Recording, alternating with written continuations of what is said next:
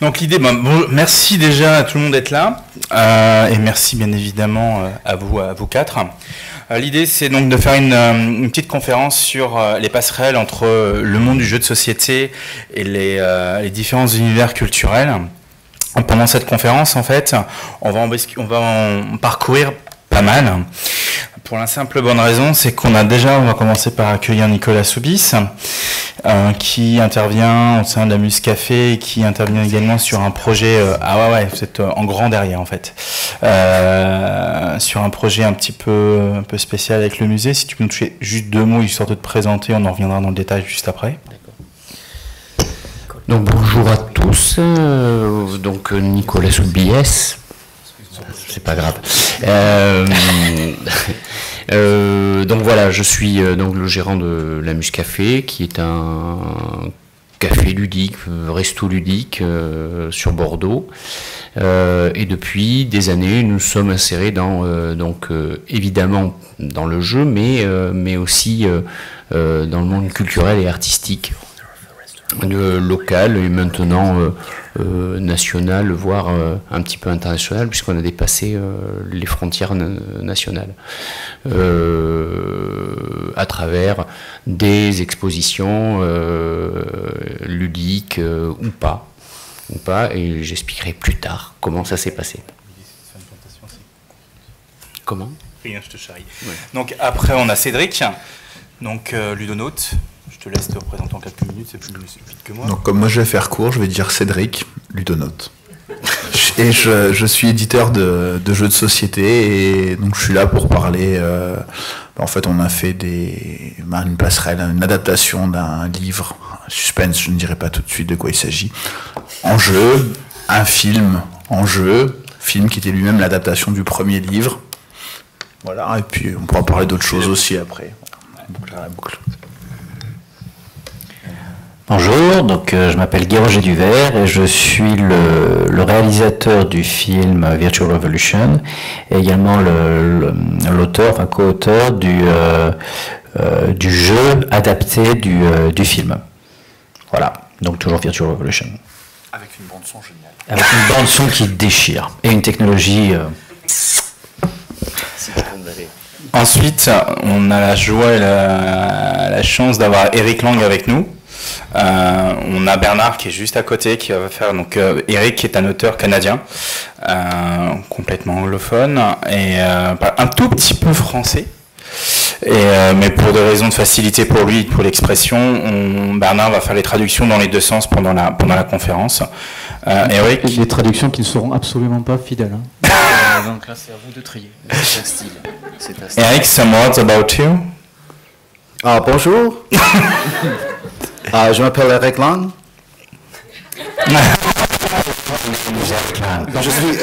Je suis Bernard Cabarou. Je suis aussi un auteur de jeux de société. I'm Eric. I design games. Board game designer. I've been working in the industry for 20 years plus. I make board games, big box board games with lots of miniatures and monsters and fantasy. Donc ça fait 20 ans qu'il fait du jeu de société. Il est surtout connu pour les kilos de plastique qu'il met dans des boîtes. Kilos de plastique. Je comprends un petit peu. And I've designed almost every type of game: board games, card games, role-playing games, not published. Thank God. I'm not that good. And I also work very much with intellectual properties and books from movies and film and comic books. Donc il fait un peu de tout comme jeu de société, jeu de cartes, jeu de plateau, du jeu de rôle qui heureusement n'est pas publié. Il travaille beaucoup. You can write down some. Et donc il travaille beaucoup autour des licences en général. Donc je pense que beaucoup d'entre vous le connaissent pour certaines licences fameuses, comme on dit, qu'il a adaptées. On y reviendra un petit peu justement en détail juste après. Donc, comme vous pouvez voir déjà à l'écran, le Game of Thrones, Star Wars, entre autres. Et la guerre des étoiles, le trône de fer. Donc on va essayer d'animer ça avec Bernard. Donc cette conférence elle est organisée par le festival. par Ludovox également, qui va être là en train de filmer l'ensemble de la conférence et ensuite la mettra en ligne sur leur site internet. Et avec Bernard, on va essayer d'animer tout ça avec un peu de vie. Je pense que c'est déjà plutôt bien commencé. Moi, je ferai les bruitages. Donc l'idée, c'est que on va, juste histoire d'avoir un fil rouge au travers de cette conférence. On a décidé de la découper en quatre phases. Bien évidemment, on a demandé à chacun d'intervenir sur chacune de ces parties, histoire d'avoir de la vie. On a un micro qui se balade en scène, enfin en salle plutôt, et je vous vraiment conjure de vraiment vous exprimer, parce que nous, on vous voit pas. Donc c'est cool, s'il y a quelqu'un parmi nous, il y en a qui ont peur, voilà. Donc là, au moins, vous levez la main, on peut avoir un micro. Bonsoir, Cannes. Bonsoir. Et après, n'hésitez pas à intervenir, à poser vos questions, à nous interrompre. L'objectif, c'est, on n'est pas là pour faire une conférence magistrale, c'est vraiment d'échange et d'interaction. Donc allez-y, levez la main, n'hésitez pas, on passera un micro et on posera les questions. Et le prochain morceau s'appelle Serious Games. Et on va commencer par les Serious Games. Et justement, Nicolas, l'idée, c'est un peu que tu nous présentes un peu ce que tu as fait avec la mairie de Bordeaux, qui est un petit peu spécial. Et surtout la dernière, qui est assez pas mal. Pour ceux qui, par miracle, ne le savent pas, Unlock a gagné le jeu de l'année. Il paraît. Et justement, dans le cadre du jeu de l'année, il y a peut-être un petit croisement avec ça, sur le thème en tout cas. Oui. Tu commences par là déjà. Bon, ok. Donc oui, ça fait un petit moment que nous on développé des petites choses autour de comment ça s'appelle du jeu d'énigmes. De toute façon, on a toujours créé des murders, etc., etc. Et le jeu d'énigmes, pas forcément enfermé. Ça, c'était un peu une chose qu'on aimait bien faire. On s'enferme pas, on se raconte une histoire et on essaie de le proposer à nos clients dans le café. Donc après on s'est dit ben, c'est gentil, mais et si on le faisait dans la rue? Alors moi je travaille avec des artistes du street art, mais aussi des dessinateurs de presse, des troubadours, il y a un peu de tout, hein. C'est un sacré barnum en fait cette histoire là. Ben nous on s'est dit ben tiens on va créer un truc et là ça a 2 jours, donc il a raison, il y avait la mairie de Bordeaux, bon, je verrai si je suis en tôle lundi, on s'amuse, donc là le jeu c'est on a créé une statue enfin une œuvre avec un des artistes qui est attaché donc à un mobilier urbain qui va sans doute gêner à un moment donné. Et c'est l'artiste attaché au mobilier urbain. C'est l'œuvre de l'artiste. Mais l'artiste était là, il n'y a pas de problème, pas moi, mais lui, il était là. Et donc l'idée c'était de créer une vraie escape, ou du moins un esprit escape avec cette œuvre. Donc on attache ça à un mobilier urbain, les gens vont passer devant 20 fois, 30 fois, peut-être 100 fois. On espère beaucoup, beaucoup, beaucoup. Et surtout que les gens vont essayer de détacher la chose. Et s'ils veulent, ils repartent chez eux avec. L'artiste a fait un don de l'œuvre, puisque pour lui, l'acte artistique, c'était bien de créer, et avec nous, de créer cette fameuse énigme, cette fameuse j'ai le droit d'ouvrir les 4 cadenas. Je donnerai pas l'énigme finale parce que sinon je vais avoir un problème puisque ça va être filmé, tout ça, machin, et puis Alain Juppé risque de m'en vouloir. Donc pourquoi je dis ça? Parce qu'on n'a aucune autorisation en fait. On a fait ça vraiment dans l'esprit underground, parce qu'en fait ça fait quelques années qu'on travaille de manière underground. Et on a beaucoup de succès grâce à ça aussi. Qu'est-ce que je voulais rajouter? Oui, le musée, sur le musée. Ouais, l'idée, c'était un peu de voir un peu toutes les interventions que tu pouvais faire au travers du jeu. Ouais. Et pourquoi, justement, à la limite, cette idée de mélanger les deux. Parce que naturellement, on va parler de films, on va parler de comics, on va parler de jeux vidéo, qui sont différents domaines culturels. Le domaine culturel. Ouais, j'essaye. En fait, c'est qu'on se sépare. Le domaine culturel naturel, c'est les musées. Pour tout le monde, on va dire, ça c'est la b.a.-ba. Et c'est pas automatiquement évident, on va dire, de mélanger jeux de société et musée, entre guillemets, dans une démarche créatrice. On a des musées de jeux, des musées de cartes à la jouer à Ivry ou quoi que ce soit. Mais d'où cette démarche, d'où ce mix, cette envie de mixer les deux, en fait. Alors, dans un premier temps, c'est quand on a créé de toute façon la Muscafé, donc il n'y a pas loin de 10 ans, on s'est toujours dit que de toute façon, le jeu, donc pour lequel on travaillait, était bien un objet culturel à part entière. Maintenant, on s'est dit comment on va faire pour le démontrer à tout le monde. Donc dans un premier temps, il fallait déjà faire jouer les gens, les faire manger, les faire boire, etc. etc. Donc créer un moment de convivialité. Quand on a fait ça, en général, bon, on n'a pas tout fini, parce que là, c'est la première phase de l'Empire qui avance dans l'ombre. La deuxième phase, c'est on fait rentrer des artistes, et ça, c'était aussi dans notre business plan, faire des expos régulières chez nous, etc. etc. C'était pas forcément connecté à l'époque. Il y avait les expos d'un côté, il y avait le jeu, mais on avait deux mondes qui se croisaient. Donc les gens qui venaient exprès pour les expos, des gens qui venaient exprès pour le jeu, et ça a évolué comme ça pendant 2-3 ans. Et puis un jour, on est tombé sur un artiste qui nous a dit « Moi, j'aime le jeu, mais j'aimerais trouver un moyen de connecter les deux. » Donc on s'est un petit peu creusé, et puis on s'est dit « Bon, on va trouver. » Et puis il a participé à une murder. Il a vu une murder party. Et puis en fait, il a commencé à créer des objets pour les murder parties qu'on créait. Donc ça, c'était déjà un premier pas. C'est-à-dire qu'en gros, de l'acte artistique qu'il faisait, on le transformait en objet de jeu à part entière. Ça a été le tout début, les premières prémices. Et puis un jour, on a dit, ouais, mais attends, t'es gentil, là, finalement, t'es un créateur d'objets, on va faire un autre truc. Donc ça a été il y a 2 ans.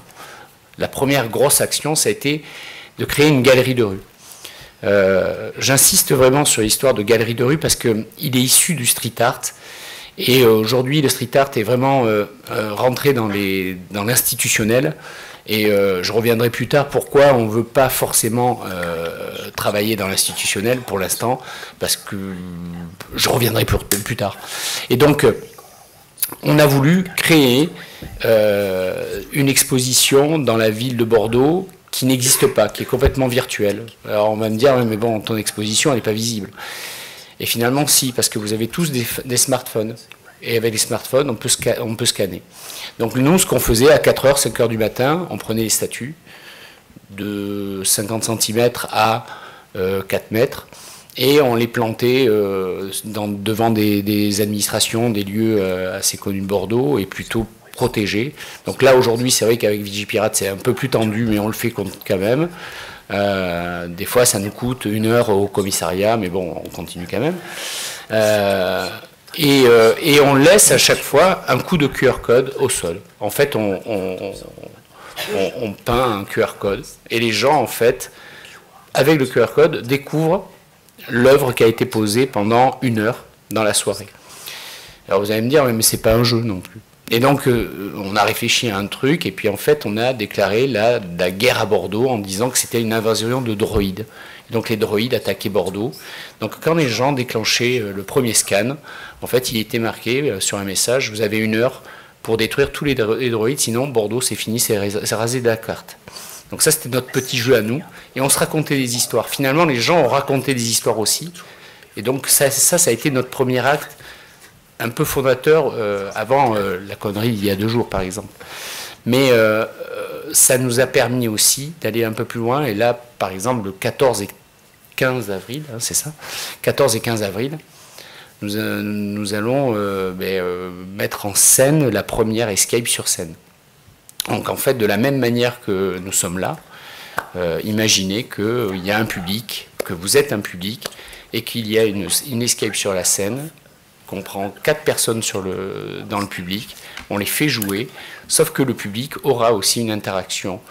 Des choses que le public pourra voir, des choses que le public ne pourra pas voir parce que ce sont les joueurs qui vont les voir, etc. etc. Ça nous a permis aussi de travailler avec un deuxième pan de l'art et de la culture, c'est le théâtre, puisque on a remplacé les cadenas par des comédiens.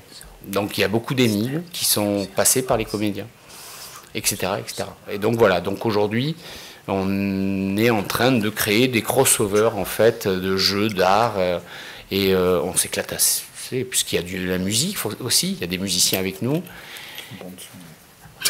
C'est pas celle-là, mais bon, elle est chouette, hein, celle-là. Mais c'est pas celle-là.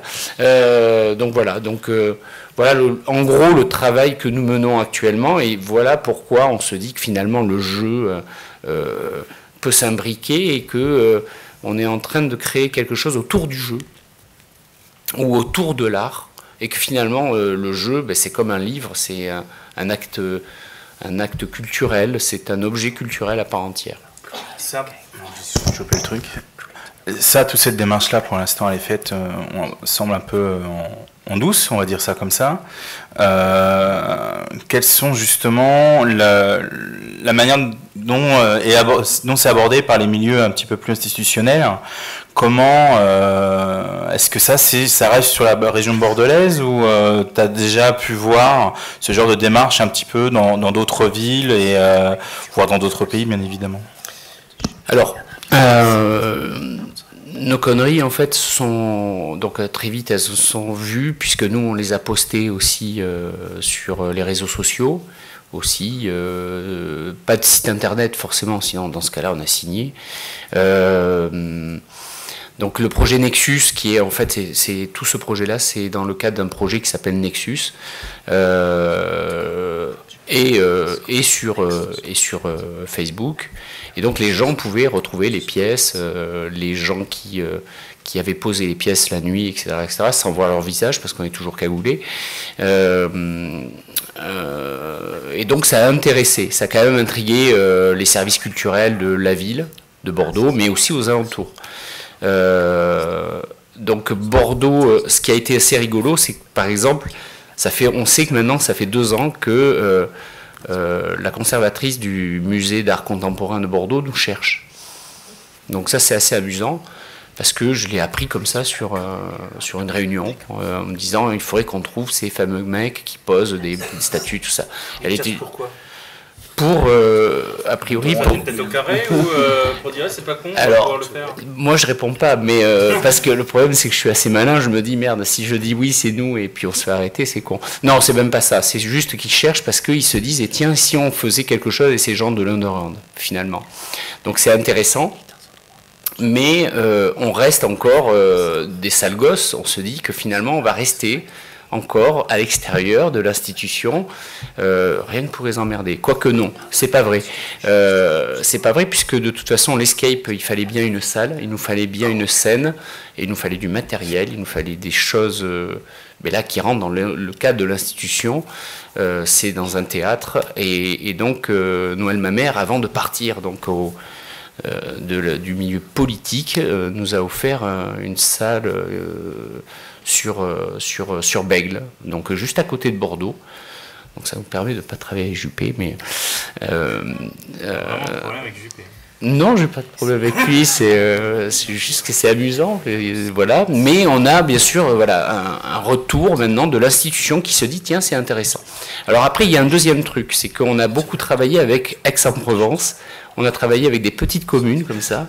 Lui, il a posé des œuvres sur Barcelone, sur Bruxelles, à Berlin, un peu en moquerie, en disant l'artiste bordelais était reconnu ailleurs, mais pas à Bordeaux en fait, et c'était super drôle. Parce qu'en fait, il ne veut pas être reconnu à Bordeaux. Il est paradoxal quand même, hein, mais et donc maintenant, ils veulent tous qu'il soit reconnu. Donc lui, il dit non. Donc il y a un aller-retour aussi. On verra les cartes qu'ils auront en face à nous proposer en fait. On reste des joueurs en fait dans nos têtes, ou des sales gosses, je sais pas. Ou peut-être les deux. Ou peut-être les deux. C'est quand même un sujet un petit peu spécial quand même globalement, même par rapport à ce qu'on va intervenir tout à l'heure. C'est pour ça que c'était assez intéressant justement d'avoir ton retour. Je sais pas si dans la salle justement il y a peut-être quelques questions ou pas du tout. Oui, là. Il aurait posé des œuvres temporaires à Aix, c'est ça, Ouais. et dans ces villes-là? Ouais, juste devant la mairie. Juste devant la mairie, ouais. Du coup, avec le risque que ça soit pas médiatisé, puisqu'il n'y a aucune explication, donc qu'on n'en soit pas informé. Alors oui, sauf que celle de Aix, en fait, il y a eu un article en fait, qui est sorti. Et donc voilà, donc ça a été couvert pour le coup. Mais c'était rigolo parce que ça a été couvert, donc ça a légitimé son travail. et ça légitimait le travail qu'on faisait à Bordeaux finalement, qui était un peu un travail de sape de notre part. Alors ça part aussi d'une chose, le constat qui est fait aussi dans la ville de Bordeaux, je vais faire un peu de politique mais très peu, c'est juste que la politique culturelle à Bordeaux était quand même assez difficile à comprendre. Voilà, c'était un peu de politique, vous voyez, je n'ai pas de critique ni rien. Difficile à comprendre, c'est bien. Merci. Donc dans les milieux culturels, pour suivre justement un petit peu par la suite et enchaîner peut-être avec Cédric, surtout n'hésitez pas à m'interrompre pendant la présentation. L'idée c'est d'arriver sur quelque chose, on va dire, plus classique. On va parler de jeux et de jeux de plateau, on va dire ça comme ça. Dans le cadre de Ludonote, il y a une belle aventure avec Le Petit Prince qui a été créée. Et on va dire, elle s'est faite en 2 temps. On va dire ça comme ça. Alors là, par contre, il va falloir que tu chopes le micro. Je vais choper le micro. Et là, je vais pouvoir l'enlever à Nicolas en plus. Elle s'est faite en 2 temps et même en fait en plusieurs temps. J'ai envie du coup d'aller un petit peu avant Le Petit Prince en fait, de commencer. En fait, voilà, pour reposer, juste les gens qui connaissent pas, en fait, on a en 2013, on a sorti un jeu qui s'appelait Petit Prince Fabrique-moi une planète. Qui est un jeu sur l'univers du Petit Prince, donc avec les illustrations de Saint-Exupéry.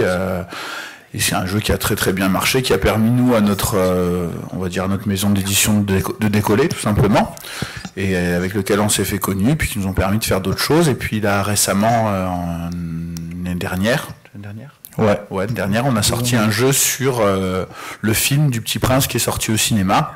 C'était une opportunité, on a eu envie de travailler aussi avec ça, comme on avait déjà fait le premier jeu, quand on a appris qu'il y avait le film qui allait sortir, on est lancé là-dessus.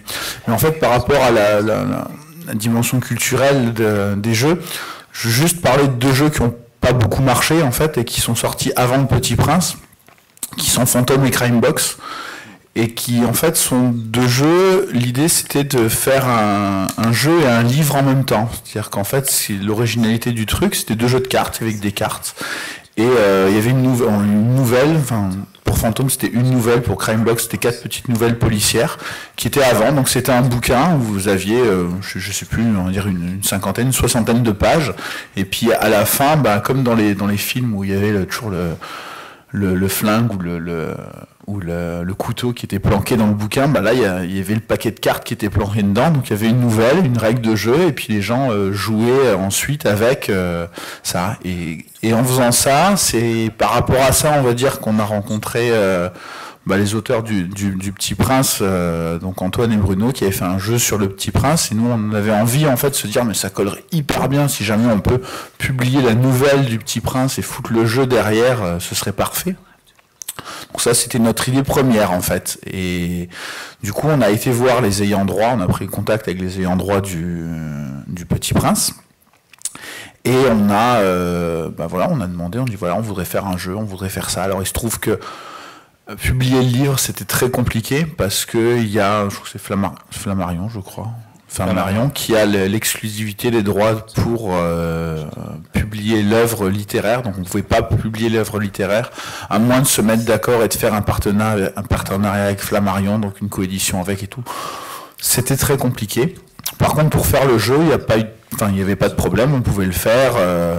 Et donc là, on a discuté donc avec la personne qui est en charge des droits de Saint-Exupéry, la société, c'est la Sogex. Et voilà, ça s'est très bien passé en fait. Alors c'est rigolo parce que ils ont c'est pas rigolo, c'est comme ça. Ils ont un cahier des charges, une charte graphique qui est extrêmement rigide, extrêmement claire, précise. Il y a plein de choses qu'on peut pas faire. Faut vraiment pas sortir des cadres. Et du coup, il a fallu réadapter ensuite le jeu par rapport à ça. Donc c'est un jeu, en fait, on a juste en 2 mots pour donner quelques anecdotes. Voilà, il faut qu'on construise une planète. Sur la planète, on va retrouver le mouton, la rose, puis il y a les personnages qu'on retrouve, le roi, l'astronome, etc. Le renard, l'éléphant, etc. Et en fait, l'idée, par exemple, dans le proto initial d'Antoine et Bruno, il y avait 4 moutons, parce qu'il y avait 4 moutons, mais en fait, Syntex, ils en dessiné 3, donc avec 3. Donc, une fois qu'on avait eu cette charte-là, on a dû refiler la charte à Antoine et Bruno en leur disant, voilà, il y a des trucs qu'il faut enlever, des trucs qu'il faut rajouter. Faut que vous refassiez le même jeu, mais vous recommencez tout l'équilibrage, parce que il y a ces items-là que vous pouvez utiliser, il y a ceux-là que vous pouvez pas. Donc, ça a été un travail, où finalement, la production artistique de Saint-Exupéry à l'époque a impacté le game design du jeu qui est sorti là, parce que on pouvait pas faire n'importe quoi. On a dû négocier avec les ayants droit pour colorier un mouton. Il y a 3 moutons, mais on voulait faire 3 moutons blancs, ça se voit pas bien, donc il y en avait un qui est un peu beige, un qui est un peu marron et l'autre qui est blanc. Donc là, il a fallu leur demander si on avait vraiment le droit de faire ça, etc. Comme c'était justifié, comme c'était dans le total respect de l'œuvre et tout, il n'y a pas eu de souci et ça s'est très bien passé. Donc on a sorti ce jeu et on a vraiment... c'est un jeu qui a très très bien marché, qui continue à bien marcher. Faut que j'arrête de tourner la tête parce que ça déstresse. Vraiment. J'essaierai de choper la parole juste à un moment donné en fait. Je te sens. Non, mais c'est juste histoire de renchaîner, mais en plus tu fais les questions-réponses, c'est génial pour moi. Justement, j'allais te poser la question sur l'adaptation et la facilité par rapport à ça en fait, parce que justement avec les ayants droit ou avec les pour un éditeur, il y a des contraintes. Tu viens d'en parler. La problématique derrière, c'est aussi, là, tu avais un jeu qui arrivait avec une licence donnée. Est-ce que globalement, ensuite, c'est un exercice de style que tu as envie de reproduire en tant qu'éditeur? Justement, alors, tu as des contraintes de cadre, tu as des univers qui sont forts. Oui, mais en fait, c'est très intéressant. Moi, c'est quelque chose que j'aime, en fait. J'aime bien travailler sous la contrainte. Je trouve que quand tu n'as plus de contraintes, paradoxalement, tu as peut-être presque plus de créativité. La créativité, tu la trouves en t'exprimant à travers des contraintes. Quand il y a tout qui est libre, on peut faire un peu tout ce qu'on veut, n'importe quoi. On perd un peu quelque part cette créativité qui souvent naît de la difficulté et d'aller essayer de faire ce qu'on veut à l'intérieur d'un moule donné. Et l'expérience qu'on a eue sur le Petit Prince livre était vraiment super intéressante et j'ai trouvé ça vraiment très agréable, malgré le fait que il y avait des contraintes qui étaient posées du début, claires, définies et qui étaient très importantes. Et quand on a fait le film, j'ai embrayé sur le film, on n'a pas fait le film, on a fait un jeu sur le film. En fait, on s'est retrouvé avec une gestion de la contrainte en fait qui était complètement différente. C'est-à-dire que c'était il faut faire quelque chose comme ça, mais c'était très flou, c'était très vague. Moi, ça m'a vachement surpris en fait le fait de travailler dans le milieu du film. Les gens allaient sortir mais c'était pas les mêmes ayants droit, justement. C'était pas du tout les mêmes. En fait, les ayants droit ont vendu à une société de production qui a produit le film. Et c'est cette société de production-là du film qui était chargée de tous les produits dérivés du film. Donc, comme on voulait réutiliser les illustrations du film, et en plus, ce film, le parti pris qu'ils avaient fait avec le moment où en fait c'était une petite fille qui lisait Le Petit Prince. Et donc quand c'était la petite fille, c'était de l'animation classique 3D comme on en voit tous les jours, j'ai envie de dire maintenant. Puis quand elle lisait Le Petit Prince, ça passait, c'était avec un peu en stop motion, du papier mâché en stop motion, c'était vraiment très poétique, très joli. C'est ça qui nous a vraiment donné aussi envie de faire ce jeu, parce que quand le film est arrivé, on s'est dit pourquoi pas, mais on savait pas ce qu'on allait faire dessus, donc on a été voir des bouts du film, rencontrer la société de production avec les auteurs. Du coup, tout de suite, on a rappelé Antoine et Bruno en leur disant on veut refaire un Petit Prince, mais il faut que ce soit vous qui le refassiez, quoi. Donc eux, c'était partant aussi, on est parti voir, et puis on s'était tous dit si ça nous plaît pas, tant pis, on fera pas, quoi. Et là justement par rapport aux ayants droit, là tu parlais tout à l'heure des contraintes qu'on a graphiquement, visuellement par rapport à l'œuvre.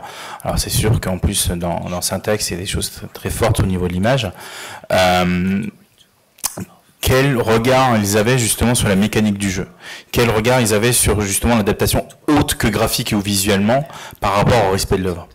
Parce que c'est des choses complètement différentes. Ouais, en fait. tout à fait. Je pense que, en fait, ce qui les intéressait, en fait, ce qui était très agréable, c'est que c'est une personne qui gère ça. Donc, on a discuté avec elle, on l'a fait jouer. Elle a trouvé ça plaisant. Elle n'a pas une grande expertise ludique et elle n'a jamais voulu essayer d'en avoir une, quoi. C'est-à-dire que c'était le jeu est pas.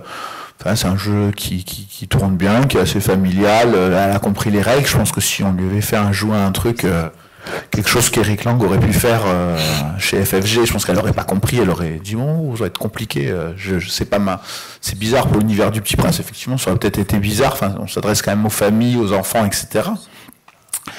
Et en fait, elle a juste dit bah ouais, le jeu me plaît maintenant. Voilà, les contraintes, elles sont là graphiquement, et puis faites quelque chose. Et mécaniquement, en fait, on parle plus du côté game design. Ouais, ils s'en foutent en fait. Ils s'en foutent. Et c'est des deux côtés, que ce soit côté bouquin ou cinéma.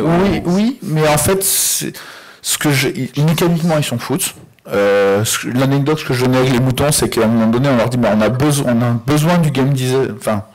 On a besoin de changer quelque chose de graphique pour des raisons de game design, d'ergonomie de jeu en fait, et ils nous ont dit ok, ils ont compris en fait, il a compris en l'occurrence la problématique qu'on avait, et ça s'est vraiment très très bien passé, quoi. Il n'y a vraiment pas eu de soucis, et c'était bien d'avoir ce cadre strict et de pouvoir ensuite discuter pour en sortir un petit peu si on avait besoin, quoi. Si vraiment il y en a besoin, on peut en sortir. Et c'est vrai que pour le film, en fait, nous notre expérience dessus, c'est que c'était beaucoup plus flou, beaucoup plus il faut faire quelque chose, mais il faut que ça respecte.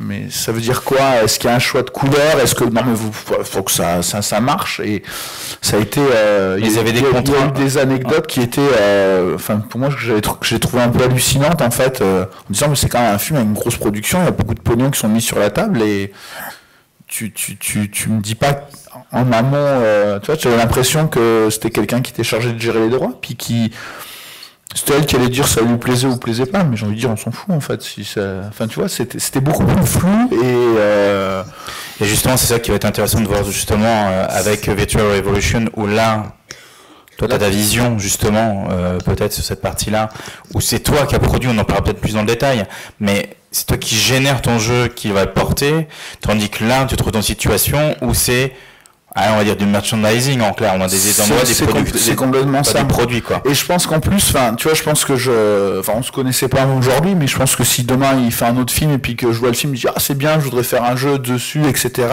J'ai affaire à quelqu'un, on pourrait discuter, échanger et avoir une personne qui comprend ce que je fais, je comprends ce qu'il fait, et c'est un peu l'impression que j'ai eu finalement avec la gestion du livre.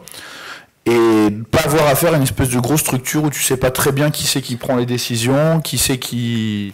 c'est important, en plus tu parlais tout à l'heure de la partie cible, tu parlais par rapport à Eric, par rapport à la complexité du game design, par rapport on va dire au format dont on imagine que Eric fait, parce que Eric évolue aussi dans son game design, il y a des jeux récents qui sont plus accessibles. Voilà, je pensais aux gros jeux FFG. Voilà, c'est l'image qu'on a d'Eric, justement on en reparlera après, mais...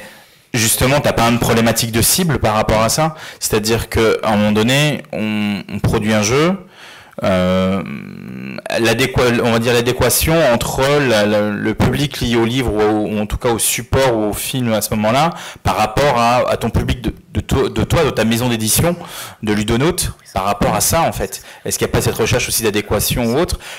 D'un côté, vous êtes parti du jeu, vous allez chercher la licence, donc vous paraissez cohérent, on va dire comme ça. Et là, dans l'autre sens, vous partez de la licence pour aller faire un jeu. Est-ce que justement cette contrainte-là rentre dedans? La démarche n'est pas la même en fait, effectivement. Et j'avoue avoir pris plus de plaisir à la première contrainte en fait. À vraiment aller chercher un jeu. Mais en fait, le jeu, c'est... Mais pourquoi, alors, je vais dire autrement, pourquoi d'être lancé dans le deuxième d'ailleurs, tiens? Est-ce que clairement, si on rentre, c'est pécunier? Ou c'est challenge? Ouais, c'est un peu ça, c'est l'idée de se dire, chiche, on va le faire, quoi. Enfin, tiens, on va essayer, on va se confronter à un autre milieu, on a travaillé avec, c'est une occasion de travailler aussi avec une studio de cinéma, de voir comment ça se passe.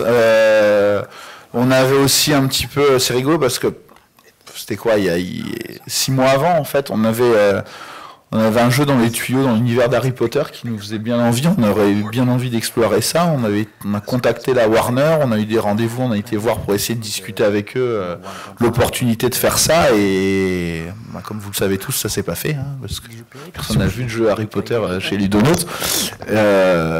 Et j'ai eu finalement, là, Petit Prince, ça s'est fait, Harry Potter, ça s'est pas fait, et un peu le même sentiment sur les deux, c'est-à-dire de travailler de parler à des gens avec qui j'avais envie de parler du produit, du jeu, de comment est-ce qu'on allait pouvoir faire retrouver des synergies, etc. Et au final, parler là, pour le coup, avec des gens qui me parlaient de merchandising, en fait. Enfin, voilà, c'était comment tu vas maqueter ton truc, combien tu vas me ramener. Combien tu vas me ramener, ton jeu, je m'en fous un peu, tu fais ce que tu veux. C'est pas ça l'important, en fait. C'est plutôt pas mal. C'est que, justement, financièrement, comment ça fonctionne, au final, en général?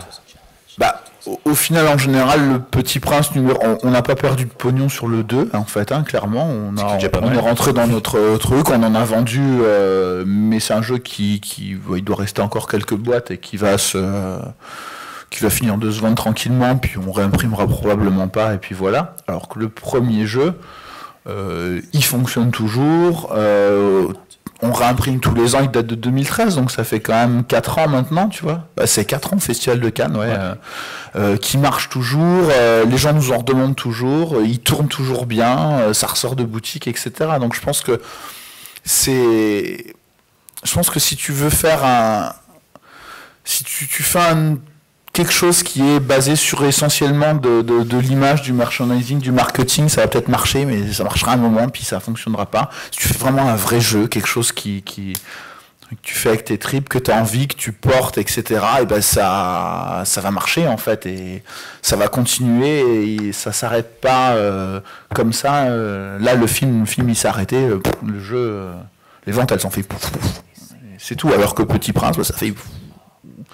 Puis ça s'est restabilisé. Est-ce que ça vient justement peut-être de l'œuvre du bouquin qui est permanente, entre guillemets, un film? Est-ce que c'est pas un coup de flash, quoi? Ouais, je pense que c'est lié à ça aussi, ouais, clairement. Clairement, c'est lié au fait que l'œuvre artistique du livre, en fait, est vraiment beaucoup plus permanente que celle du film. Mais en même temps, je pense qu'il y a aussi une question de qualité, de volonté, d'amour qui est mis dans le projet, et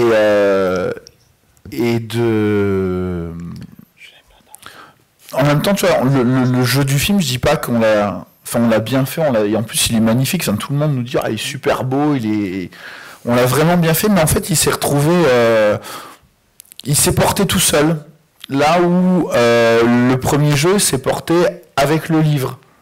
Et j'ai senti que le film, finalement, nous a... j'ai envie de rien apporter. On avait fait un beau jeu dans un bel univers.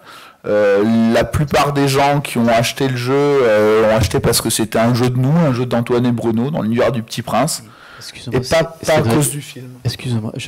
Du coup, on en parlait un petit peu avec Eric. Est-ce que tu ne penses pas que ça dépend quand même aussi de la qualité du film lui-même, parce qu'il y a des films qui sont et qui resteront intemporels. Il y en a certains qui vieillissent pas tant que ça, il y en a d'autres qui vieillissent très très vite, alors que d'autres beaucoup moins. C'est en fait ce qui est après c'est comment dire.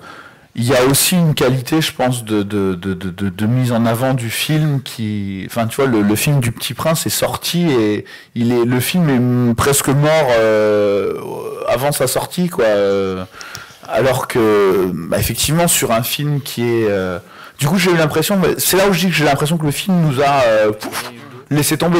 Et ce que je dis, mais t'as complètement raison de me relever là-dessus, c'est mon expérience sur le film là, et je pense que du coup Eric va... Did you just get us in a fight? Eric va avoir avec d'autres films, avec des monuments sur lesquels il a fait des jeux. About French cuisine and couscous. Okay. So now you can say.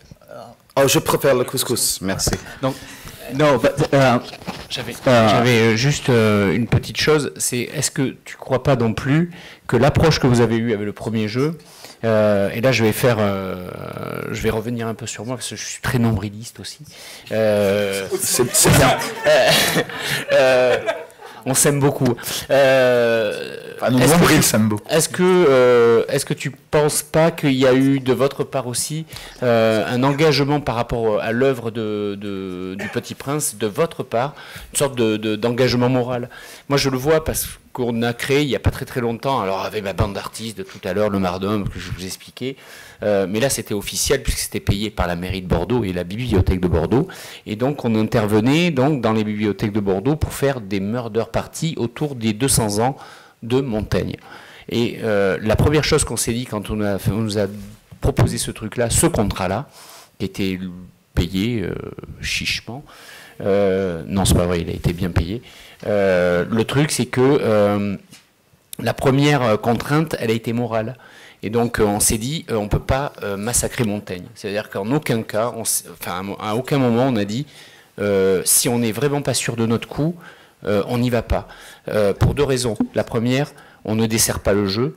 La deuxième, on ne dessert pas la littérature. Et là, il fallait trouver la synergie géniale, parce qu'on est génial. Applaudissements quand même. Et t'as vu, j'y arrive. C'est cool, merci. Et on a trouvé la synergie pour que finalement ça fonctionne, et ça fonctionne notamment avec des novices. Voir des novices s'éclater à travers Montaigne et une murder, moi j'y croyais pas. On partait avec un énorme handicap. Finalement, ça a marché. On a eu le chèque donc de la mairie de Bordeaux. Ouais, mais c'est bien aussi de temps en temps de se dire non, mais au-delà de ça, on a respecté l'œuvre et on a respecté le jeu. Et je crois qu'on a mis le jeu à un autre niveau finalement. Donc voilà, est-ce que c'est pas dû à ça finalement?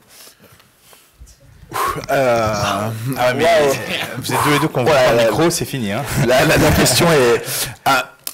This is my fault, I'm sorry. Non, je vais te poser la question peut-être la reformuler un peu autrement. Quand tu es parti du jeu pour aller à la licence, c'était naturel. Ouais. Tu vois ce que je veux dire? Vous êtes parti dans la mécanique, vous avez trouvé, et vous l'avez fait autour de ça naturellement, tout en respectant justement peut-être l'œuvre et d'avoir une recherche par rapport à ça. Tandis que de l'autre côté, justement, tu parlais peut-être de la partie produit, merchandising, c'était peu importe, il faut qu'on ait quelque chose, quoi. Mais pas de notre part, enfin comment te dire. C'est-à-dire que pour nous, dans les deux cas, on a eu envie de faire on a fait quelque chose. Je pense que dans les deux cas, on a fait un bon jeu avec un beau jeu qui correspondait, etc. En fait, là où je dis que j'ai pris moins de plaisir, je pense que c'est tout simplement dans la relation, en fait, d'une certaine façon. Dans le jeu, on l'a pas fait tout seul. Il y a les auteurs, il y a la relation avec les auteurs, il y a la relation avec les illustrateurs en général. Pas en l'occurrence pour le premier, parce que voilà, ça fait un moment qu'il est plus là. Ah bon? D'ailleurs, on voulait faire les dédicaces sur les salons et tout, pas moyen, quoi, rien. Hein. Et refaire un dessin, j'en parle même pas. Et t'as la relation avec la licence et donc le représentant de la licence, en fait. Et quand on a parlé avec le représentant de la licence du Petit Prince, tu parles à un représentant qui est amoureux de ce qu'il représente, en fait. Donc il est là, c'est là où je disais que le cinéma, ou quand je t'ai évoqué, c'est que si on fait un truc ensemble, mais toi tu es amoureux de ton produit, donc je parle avec un amoureux du produit et on va parler le même langage. Et quand tu parles avec quelqu'un qui n'est pas un amoureux du produit, bah, tu parles pas le même langage, et au final, au bout de très vite, tu n'as plus trop envie de lui parler, quoi. Enfin, du coup, tu as une relation qui se distend un petit peu, et qui du coup fait que t'éprouves moins de plaisir, quoi. C'est comme, j'ai envie de dire, travailler avec des auteurs, avec qui ça marche bien, etc. Tu vas prendre énormément de plaisir à travailler avec eux. Des auteurs avec qui ça marche pas, tu vas moins prendre de plaisir, et le jeu au final s'en ressent. T'as des noms? Et mais c'est vrai avec des illustrateurs aussi. Enfin, je veux dire, quand t'as énormément pour arriver à un jeu, t'as énormément d'intervenants. Et c'est super bisounoursland ce que je vais dire, quoi, mais quand tout le monde regarde au même endroit, tout le monde a la même façon de voir les choses, tout le monde aime ce qu'il est en train de faire, et ben t'as un truc qui est génial à la fin. Puis quand t'en as qui traînent la patte, qui font autre chose, qui sont pas, voilà, qui ça passe pas, t'as un truc qui est un peu moins bien au final, quoi. Mais au final, t'as justement, là tu parles justement par rapport à Guy Roger sur la partie film haute, mais est-ce que c'est quelque chose sur lequel tu as envie de retenter? Plutôt sur un coup de cœur ou plutôt comment justement? Clairement sur quelque chose qui me ferait vraiment envie, quoi. Sur un coup de cœur, tu vois quelque chose et tu dis j'adorerais faire quelque chose dans cet univers-là, et les personnes avec qui tu vas parler, qui sont dépositaires de cet univers-là, si la relation peut bien se passer avec elles, ouais, tout à fait, complètement, en fait. Mais dans quel sens? Dans le sens, j'ai un jeu, ce serait génial, c'est justement l'univers, ce serait bien qu'on aille le chercher, on a déjà le jeu, comme tu l'avais fait avec Bruno et Antoine sur le premier, ou plutôt dire, j'adore l'univers, Harry Potter ou autre, et je me dis, tiens, il y aurait quelque chose à faire dessus, et j'ai envie de te dire les deux, en fait. Moi, il y a des univers que j'aime beaucoup et j'ai pas forcément de jeu, donc j'ai pas envie d'aller chercher l'univers avant d'avoir le jeu, c'est compliqué, etc. Mais si jamais je vois un jeu qui peut émerger, qui peut coller, ouais, pourquoi pas, allons-y. Et presque, enfin, tu vois, c'est un peu à part, mais je dis juste un mot. Tu vois, là, on est en train de lancer une nouvelle gamme de jeux où on se crée notre propre univers juste pour ça. Et le pied absolu, ça serait que ça puisse être décliné autrement, quoi, à un moment donné. D'ailleurs, il faudrait qu'on parle. Non, mais enfin, tu vois, si ça peut, enfin, moi, je trouverais ça hyper kiffant que ça fasse. Attends, maintenant, t'as des jeux de société qui sont en film, des super blockbusters comme Battleship, la bataille navale avec Rihanna, génial. On sait qu'il y a eu une interview dans les Échos il y a pas longtemps justement de Stéphane Carville, le patron d'Asmodée, qui parlait justement d'adaptation de certaines licences en jeu. Un peu comme on le fait sur du jeu vidéo, tout simplement. Le jeu vidéo, Ubisoft en parle beaucoup. Mais j'y reviendrai quand tu évoques tout ça. Vraiment, mon envie, c'est de... Si je dois le faire, en fait, je voudrais que ce soit fait avec quelqu'un qui a envie de faire un produit. Et qui a envie de le faire et pas forcément de le vendre. Alors, je vais te le dire autrement. Est-ce que c'est en faire un produit ou en faire une œuvre? Tu vois, la manière de l'aborder, tu vois, c'est pas la même. Quand tu parles de produit ou d'œuvre, c'est pas la même chose. C'est le côté un petit peu culturel et un petit peu justement d'art. On va parler faire une œuvre, produit, si tu veux, mais tu vois, quand je te disais vendre. Alors, est-ce que tu peux vendre une œuvre? Est-ce que tu peux créer un Enfin, tu vois. Bonne question. Quand je te disais, je veux quelqu'un qui a envie de le créer un produit ou créer une œuvre, ou peut-être le terme est pas le bon, mais c'est vraiment l'envie de le faire en fait qui doit primer. Et donc d'y aller avec le cœur, avec l'envie en fait de faire la chose. Simple remarque par rapport au côté œuvre et produit, etc. Enfin, il y a énormément d'exemples historiquement qui prouvent. Parce que c'est vrai qu'aujourd'hui, il y a tendance à y avoir un discours de dire non, l'art c'est très bien, le commercial c'est dégueulasse. Ce qui historiquement est une aberration. Oui. Donc, Michel-Ange il bossait à la commande, Mozart il bossait à la commande, ils bossaient tous à la commande ces mecs-là. A priori, ce qu'ils ont fait, c'était pas trop merdique. Donc voilà. Et je pense que, pour ce que je comprends de ce que tu dis, le problème c'était pas tant de savoir, ce produit ou c'est plus une question d'interlocuteur. Voilà, c'était exactement, voilà, c'est ça. Et on peut tout à fait vouloir faire quelque chose de bien et gagner des sous avec, et voilà, ça n'a absolument pas. C'est ce qu'on essaye tous de faire. Exactement. C'est en fait, c'est le truc de se dire, juste, je te laisse le dire, c'est de pas se dire, je vais gagner des sous et si c'est pas bien, je m'en fous. C'est je veux faire quelque chose de bien et gagner des sous avec. La nuance, elle est peut-être fine, mais elle est, pour moi, elle est là. Vas-y. Oui, je suis d'accord. Mais au fond, moi, ce que je vois de commun entre Molière et l'adaptation du livre, c'est que ça faisait peut-être référence à quelque chose qui est de la culture, avec des référents que les gens connaissent, alors que que le film, c'est une nouvelle histoire et où les gens se retrouvent moins, du coup, dans le jeu qui en a été tiré. Et donc, ça a une autre dimension dans ce qui est fait. Je sais pas si je suis... Oui, non, mais si, t'as raison. Enfin, non, mais c'est.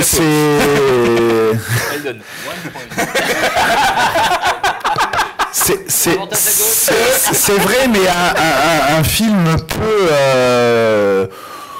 peut fédérer plein de gens, quoi. Et en fait, au moment où nous on enclenche le process, en fait, on sait pas, en fait, au final, hein. On est et on se lance avec le film en même temps.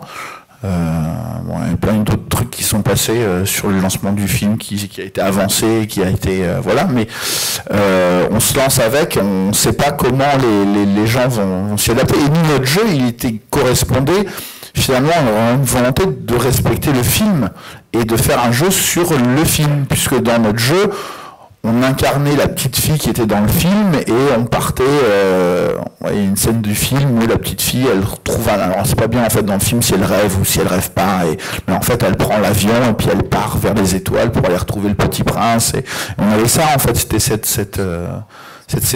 scène-là qui était présente, qui était l'essence de notre jeu, quoi. Donc pour moi on a fait quelque chose qui correspondait bien au film, etc. Et en même temps, tu vois, avec le recul, je me dis, mais oui, mais pourquoi j'ai pris plus de plaisir, moi, à faire le premier? Pourquoi les gens prennent plus de plaisir avec le premier aussi, au final, hein, qui a mieux marché auprès du public? La raison, elle n'est pas esthétique, je pense, elle n'est pas que parce que le deuxième était magnifique, quoi. Le premier, c'est des aquarelles de Syntex. Il y en a certaines qui sont très belles, il y en a d'autres, tu vois qu'il les a vraiment fait vite, quoi. Il y a certains trucs, tu te dis, mais c'est juste une petite aquarelle griffonnée, donc c'est pas, il y a quelque chose de, pas de magique, mais d'alchimie en fait au niveau de la culture qui se met, c'est la relation à l'art, je pense, quelque part, hein. Est-ce qu'un truc est beau, est-ce qu'il est pas beau, c'est pas parce qu'il est parfait qu'il est beau, enfin je pense qu'on retrouve un peu ça dans le jeu, ce en quoi le jeu est. On fait de la pub pour mais c'est une œuvre, pour moi c'est une vraie œuvre culturelle. Parce que tu retrouves ces choses-là, en fait. T'as des jeux qui dégagent quelque chose et tu sais pas pourquoi lui il marche mieux que lui. C'est pas forcément un problème de réglage. Non, il y a des trucs qui prennent, et comme un tableau va être juste, ouais, va prendre, et puis l'autre à côté va pas prendre. Mais c'est pas parce que juste il y a une règle qui dit qu'il est plus parfait, quoi. C'est une espèce d'alchimie qui se crée, et on retrouve ça dans le jeu. Dans le jeu aussi, et là du coup tu as une alchimie transverse avec le film, le livre, enfin tout ça, quoi, qui... Et donc là je vais justement peut-être reprendre la suite.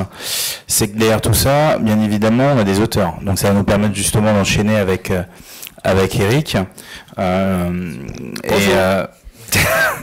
Donc voilà, si on présente Eric, c'est juste, tu pourras me dire, tu es connu avant tout pour un nombre relativement, dans un premier temps, impressionnant d'adaptations de jeux et de blockbusters, mais des jeux qui ont aussi eu un énorme succès. C'est-à-dire que tu as fait des adaptations de Star Wars, donc de films, de jeux vidéo avec Bloodborne très récemment, avec Warhammer. Tu as également fait une adaptation du Parrain l'année dernière. Donc en fait, tu as pu intervenir alors vraiment sur quasiment tous les pans, en fait. Game of Thrones, à l'époque aussi, avant qu'on connaisse la fameuse série, hein, donc on est plus sur du roman, jeux vidéo, film. Justement, l'exercice, ce qui était très intéressant pour nous d'avoir Eric de présent aujourd'hui, c'était comment, côté auteur, on réalise un jeu, comment on part d'une licence et d'un thème pour travailler, quoi. Donc, comment on respecte justement cette licence, comment on travaille un petit peu par rapport à ça. Première chose, comment on vient de chercher en disant j'ai besoin d'un jeu sur telle licence, un peu ton mode opératoire. Oui. Well done. Yes. So very often publishers do come to me with not a specific idea, but with a range of different licenses that they have available. Because I have a good relationship with them, they come to me and say, I've these 5 or 6 different games. What's interesting to you? And I usually pick the one that I pick the one that I want the most. Donc la plupart du temps, des éditeurs arrivent pas avec un projet très précis, mais avec 5-6 licences. Donc ils savent qu'ils peuvent, ou ils ont déjà les licences, en tout cas ils savent qu'elles sont dispo. Et Eric, généralement, fait son marché là-dedans et il dit, celle-là m'intéresse, celle-là aussi, l'autre ne m'intéresse pas. For example, XCOM, we had a meeting with Fantasy Flight, and they had a Star Wars game, and they had licenses, I can't say, other licenses, many licenses. But as soon as he said XCOM, I said, stop, this is the one, that's it. Ouais, là je pense que vous avez compris. En gros, quand FFG lui a proposé de faire un jeu, ils lui ont parlé de Star Wars, ils lui ont parlé de XCOM, le jeu vidéo, et d'autres licences dont il ne peut pas parler, et il a immédiatement choisi XCOM, parce que probablement il est joueur de XCOM. Et justement, comment, une fois que tu as choisi ta licence, quel est le mode opératoire? On parlait tout à l'heure justement avec Cédric de la relation avec les ayants droit. Est-ce que tu as ce type de relation justement quand tu commences ton travail d'auteur de jeu, ou tu produis d'abord un jeu comme toi tu l'entends et ensuite tu le proposes? Excuse-moi. The question is how much freedom do I have? I usually, very often I have a lot of freedom, sometimes too much. They say I have to be a fan of the property, and then sometimes we know what the box size is, we know what the general target audience is, how many, what the price is, so I know how many components it's going to be. I ask for that up front. And then I take as many restrictions as I can. I usually have to ask for more restrictions, and then after that, I generally make the game that I want to make, and then we go for approvals, which is a whole other story. Alors, un peu comme a dit Cédric tout à l'heure, et puis je pense que d'autres personnes ici et dans la salle sans doute pensent, souvent en fait dans la création artistique, c'est vrai qu'on est beaucoup plus libre quand on a des contraintes. Ça je pense que beaucoup d'artistes le pensent, et lui vraiment le revendique. Donc il a besoin de contraintes, ce qui veut dire qu'une fois que la licence est choisie, il rassemble pas mal d'infos, quelle sera la taille de la boîte, combien ça va être vendu, qu'est-ce qu'il doit y avoir à l'intérieur comme matériel, etc. Et en fonction de ça, après il va travailler. Et là, il y a une phase en fait qui peut être assez longue pendant laquelle il va travailler avant de montrer où il en est. Et justement, tu vas montrer ça à l'éditeur, ou tu vas avoir un échange directement avec les ayants droit et l'éditeur?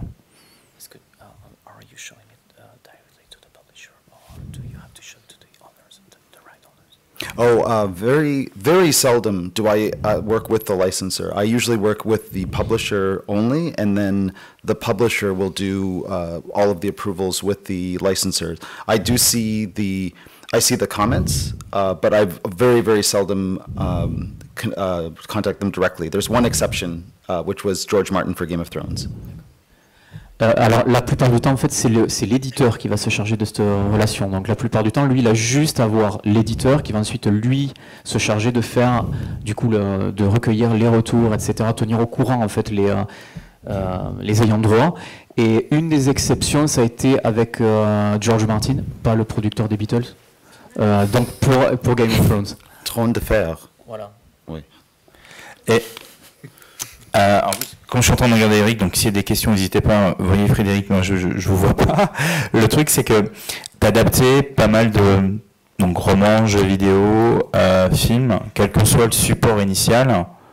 L'exercice est le même, ou c'est un petit peu différent justement? No. The process for me, every single game is completely different. That's one of the things that excites me about working on a game is that I get to challenge something, and I get to try something new that I haven't tried before, or stay out of my comfort zone. The only time I get bored is if I do have to go back to a checklist or a process. But I always try to forget everything I learned with a new game and then start from scratch. Lui, ce qui l'intéresse, en fait, c'est que chaque création de jeu soit une expérience différente. Donc, il faut qu'il y ait un challenge, qu'il y ait une prise de risque, qu'il soit mis un peu en dehors de sa zone de confort, comme on dit. Et ce qu'il n'aime pas, c'est ce qui l'ennuie, en fait, pour être exact, c'est quand il a besoin, en fait, de revenir constamment, du coup, à des checklists, à des trucs vraiment, je dois faire ça, je dois faire ça, je dois faire ça. Donc, c'est pas contradictoire avec le besoin de contraintes dont on a parlé au départ, là. Mais en tout cas, voilà, ça l'ennuie. My goals, though, are always the same. The process is not the same, but the goal is always the same.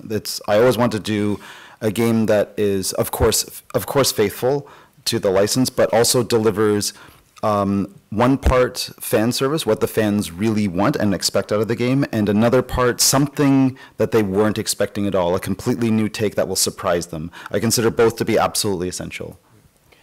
Donc, toujours dans le processus d'adaptation, bien sûr, le truc principal, c'est d'essayer de respecter, d'être fidèle à la licence de départ, mais en même temps, donc du coup, forcément, de proposer aux fans du produit de départ, donc de la licence de départ, quelque chose qui va leur plaire, dans lequel ils vont se reconnaître, mais en même temps, de leur proposer une expérience différente. Donc là, effectivement, on en a parlé plusieurs fois avec Gaëtan, donc il y aurait sans doute beaucoup de questions. Est-ce qu'il y a des joueurs de Bloodborne ici, qui jouent aux jeux vidéo? Ok. I didn't say Bloodborne. No. I did. Est-ce que vous avez des questions sur celui-là en particulier? Ça m'intéresse. Vous jouez tous les deux à Bloodborne, le jeu de plateau? Non, pas de peau. On va justement poser une question par rapport à ça, c'est que, alors, peut-être un peu plus centrale sur le jeu vidéo. En fait, quand tu pars d'une œuvre, tu pars d'un film, bon, c'est une œuvre littéraire, c'est un univers, on va dire, romancé. Un jeu vidéo a une base quand même déjà une base ludique en fait. On est déjà dans du game design.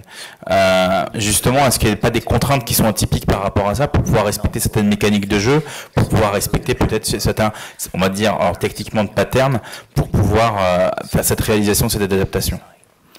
So for I start with a video game. With a video game, because it's already a game, the trick is for me to adapt, to take the essence, the essential experience, what are the emotions that the player wants to feel, and how does the game come from a story in some way, and I go back to the source of the story that I think the game came from, and then I adapt the game from that source story. Donc, quand, par exemple, il doit adapter quelque chose qui au départ est un jeu, donc avec ses propres mécaniques, etc., lui, ce qu'il fait, c'est qu'il essaye de revenir au tout départ. Donc, quelle est l'ambiance de départ du jeu, quelle est l'atmosphère, et qu'est-ce qui peut même éventuellement avoir inspiré ce jeu pour essayer ensuite de le retranscrire dans ce qu'il va lui en faire. Et justement, est-ce quelle part de liberté, on va reprendre un peu ce qu'on disait tout à l'heure, alors il y a des visuels et des checklists dont tu parlais il y a quelques secondes, on parlait de contraintes par rapport à des contraintes un peu merchandising ou voire de licence, quelle part de liberté tu te donnes par rapport à ça? Est-ce que tu as déjà retrouvé dans une situation où à un moment donné les contraintes étaient tellement fortes que ça ne t'empêchait de faire entre guillemets un jeu de qualité où tu estimais que la qualité du jeu que tu allais produire n'était pas suffisante?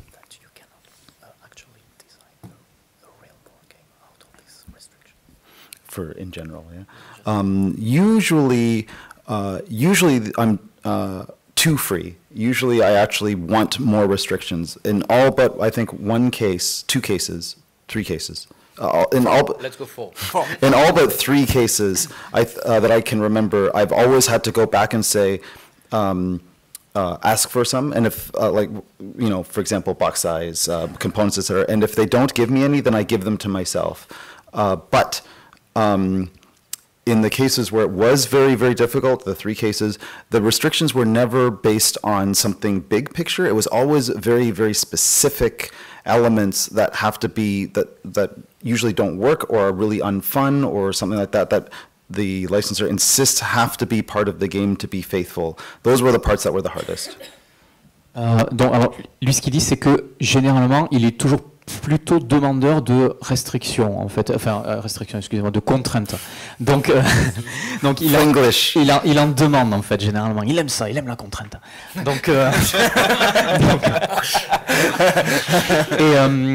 ce qu'il dit, c'est que sur 2, 3 ou 4 cas, ou peut-être il aurait pu en citer plus, il a eu un problème, en fait, qui était pas lié en fait, directement à ce qu'il avait fait en général, mais plutôt sur des points de détail précis sur lesquels en fait le propriétaire de la licence en fait insistait beaucoup. Il voulait absolument avoir tel truc ou tel truc dans le jeu, et Eric savait que ça ne marchait pas, et c'est là qu'en fait ça devenait difficile, quand lui savait qu'il ne pourrait pas en fait satisfaire ça, et qu'en face ça a insisté pour que ça soit dans le jeu. Et justement dans ce cas-là, est-ce qu'on peut travailler, adapter n'importe quoi en jeu de société?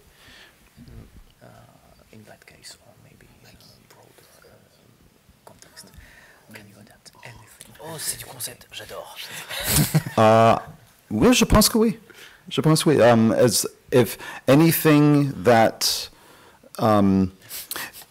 you can anything that involves an interaction between one or more people, or even or one or more beings, even a movie about animals. That there's play in any type of interaction between people, and if you can source the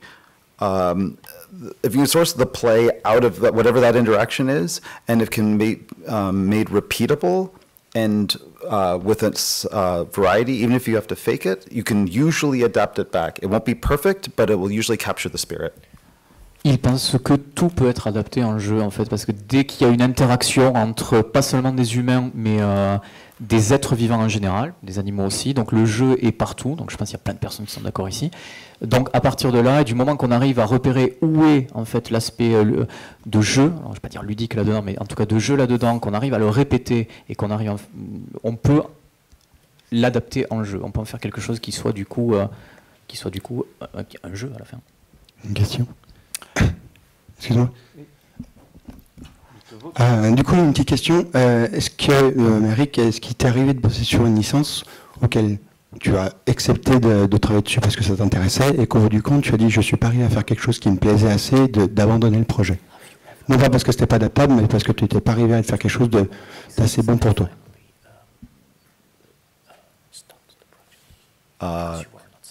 Yes, oui. At least twice. Unfortunately, I cannot say more about which ones because they are currently games that are on the market with different designers. So I will never. I don't want to cast any aspersions on a publisher or license. But yes, I was for at least two games that I know of in the recent history that are on the market. I was actually the original designer, and I turned. I was not satisfied with the process of how it went, and I abandoned it and returned my advance and said, go ahead for the next guy. Et ça lui est arrivé plusieurs fois, donc il a notamment 2 fois sur des jeux qui sont actuellement en vente, donc on peut trouver, et qui peut pas nommer bien sûr, mais c'est lui en fait qui avait été contacté pour adapter, pour faire ces jeux en fait. Et il n'est pas arrivé, il n'était pas content de ce qu'il a fait, donc il a préféré refiler le bébé à quelqu'un d'autre. Hein, voilà, donc il ne peut pas nous en dire plus, mais oui, ça lui est déjà arrivé. Thank you. L'année dernière, justement, bon, pour ceux qui étaient là à Cannes, on avait fait une conférence avec Eric justement et Antoine Boza, parce que tous les deux ont un jeu en commun qui s'appelle Victorian Mastermind, qui va être édité par les Space Cowboys. L'idée à l'époque, c'était de faire une comparaison justement entre la récréation côté auteur français et côté nord-américain, un peu la différence de culture. Et lors de cette conférence, Eric, tu nous avais indiqué un peu le fait au niveau des licences, justement, de ce travail que tu faisais, entre autres, quand tu travaillais pour FFG, de lever un peu le pied, en fait, par rapport à ça. Et ce besoin est toujours là, et pourquoi, en fait? Oh, yeah. Bien sûr, oui, oui. Every year I'm getting, it takes me longer to make every game, and I want... and I reject more and more of my original ideas. I actually have ideas faster than I used to, but my critical process of which ideas I really am excited to work on is so high now that it's hard for me even to get excited about a new thing. I'm much more excited now about ideas to solve problems or to make my current games better than to come up with new things. Alors oui, et en fait il s'est rendu compte qu'au fur et à mesure, donc au fil des années, il avait de plus en plus de facilité à trouver des idées, mais que par contre il devenait en fait de plus en plus dur avec lui-même et de plus en plus critique, et que ses propres idées ne l'excitaient même plus. It's probably the age. Yeah. Merci beaucoup. Et donc, comme ça lui prend beaucoup de temps du coup, pour être satisfait, du coup. Donc du coup, ouais, voilà. Donc du coup, il est beaucoup plus exigeant, donc il préfère travailler sur plutôt améliorer des idées qu'il a en cours et vraiment aller dans le détail et rendre les idées auxquelles il croit vraiment bien meilleures plutôt que du coup multiplier les expériences.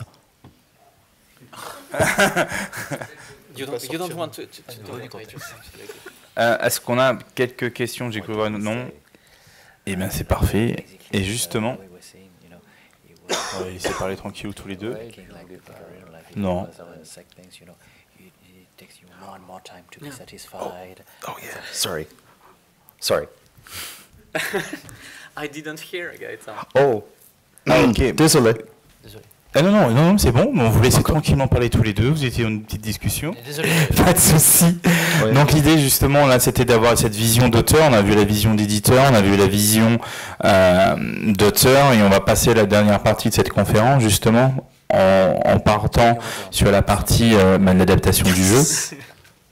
Donc, Guy Roger, ce qui serait bien, c'est que justement on aborde ton aventure Virtual Revolution. On a quand même quelques images du proto qu'on a pu trouver sur le net, et on va essayer avec notre super technologie au niveau de passer peut-être. On va peut-être commencer par la petite vidéo que. Ouais, ça donnera une petite idée de l'ambiance. Ouais. Et ben c'est parti. Enfin, on dit c'est parti. On va commencer par ça et on va rapprocher le micro près de l'ordi.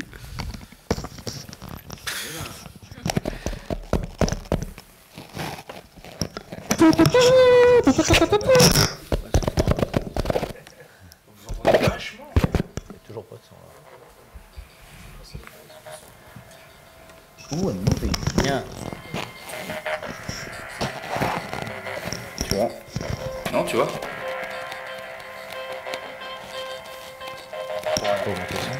Monte au fond là.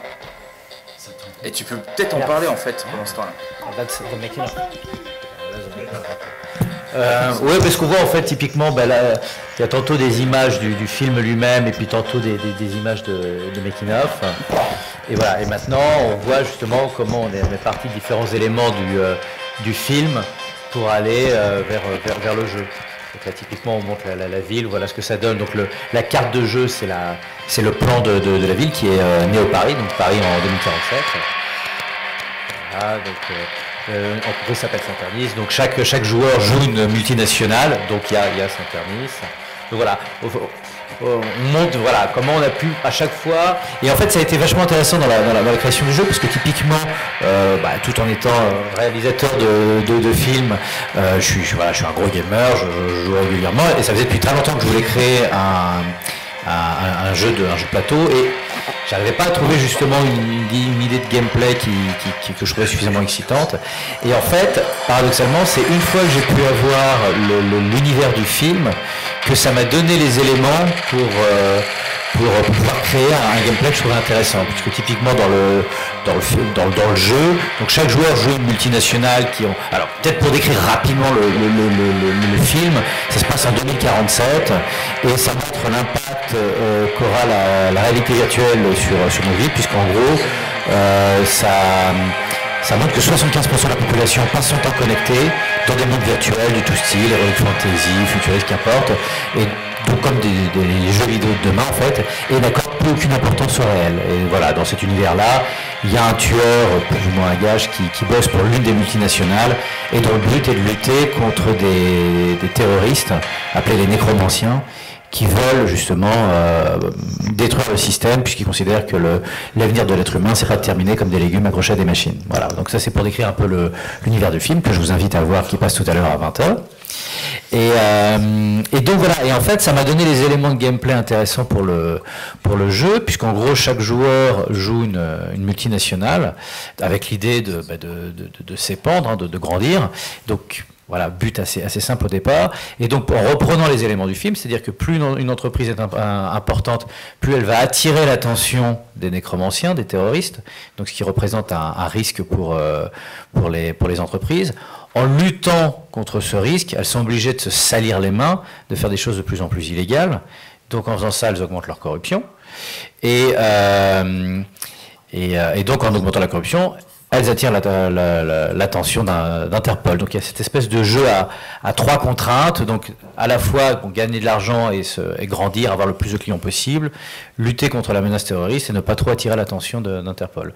Et en fait, ça c'est quelque chose qu'on retrouve dans le film et qui a permis de développer le gameplay général du jeu. En fait, tu as pensé directement au jeu en même temps que le film ou Non. Au départ, l'idée c'est je fais le film. Donc je me suis concentré là-dessus. Mais c'est vrai que, au fur et à mesure, c'était vraiment un univers que j'avais envie de développer. Et puis voilà, il y avait 2 idées que je voulais absolument faire depuis des années et des années. Donc il y avait faire un jour un jeu de plateau et faire un jour une bande dessinée. Donc voilà, pour le coup, les 2 projets sont dans le pipe. Donc voilà, le jeu de plateau, donc voilà, le prototype est déjà terminé. Donc on a signé avec Matago. Et donc ça devrait sortir en fin d'année, début d'année prochaine maximum. Et il y a également une bande dessinée qui va sortir cette année. Voilà, donc mais ça c'est voilà, c'était une fois que le film était tourné et que je commençais à bosser sur la post-prod, je me disais bon, là ça commence à me donner des idées justement sur ces 2 choses que je voulais absolument faire depuis des années. Et justement, tu t'en as occupé toi-même tout seul ou tu as été accompagné? Comment tu as réalisé un petit peu tout ça? Alors, pour le jeu de plateau, au départ, j'ai créé le gameplay seul, et puis après, je me suis associé avec Cyril Villalonga, qui est entre autres le fondateur de Geekopolis, et donc c'est lui entre autres qui m'a mis en contact avec Matago. Et par la suite, il y a 2 personnes qui se sont rajoutées au projet comme développeurs pour peaufiner les mécanismes. Et donc voilà, et là on est en train de travailler ensemble justement pour bien peaufiner tout le gameplay général et voilà, existe et fonctionne. Maintenant il s'agit voilà d'améliorer à chaque fois. On est vraiment dans un jeu de type expert, donc il faut vraiment s'assurer que l'équilibre fonctionne, qu'il n'y ait pas la moindre carte qui puisse permettre j'ai cheaté, j'ai eu la bonne carte, donc maintenant je te bats à tous les coups. Donc voilà, c'est ça qu'on affine à l'heure actuelle. Et donc on est à 2+2, on va dire, on est à 4 à bosser là-dessus.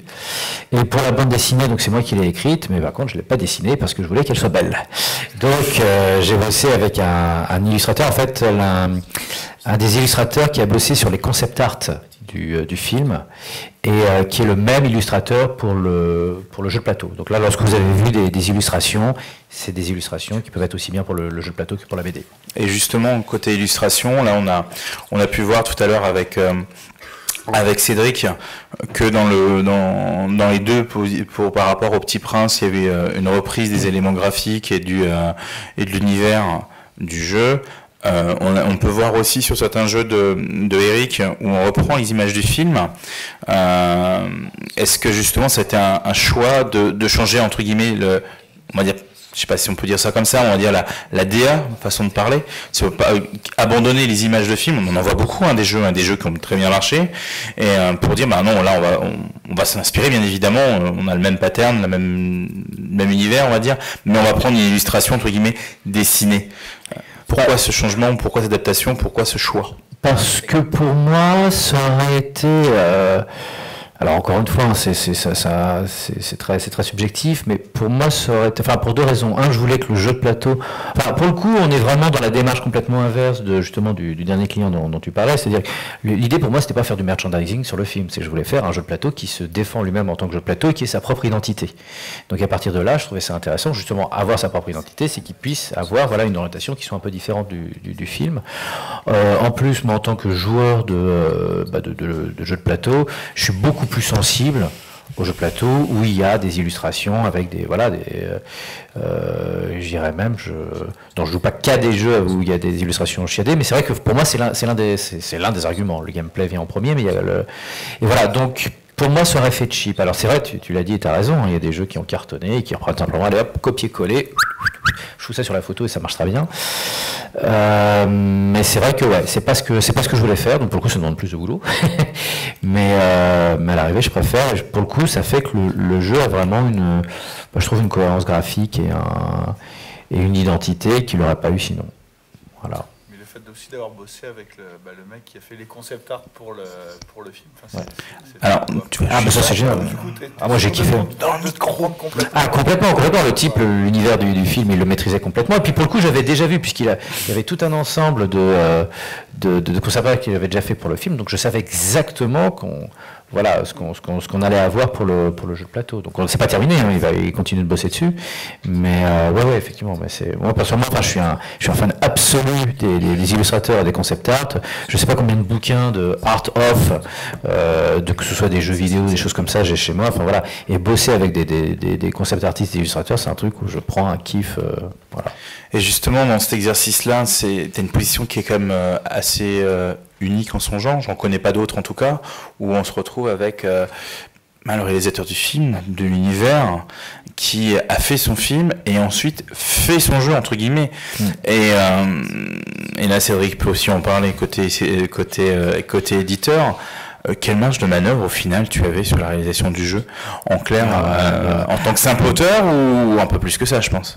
Plus, je dirais que dans toute la première phase, par définition, vu que j'étais seul aux commandes, je faisais exactement ce que je voulais.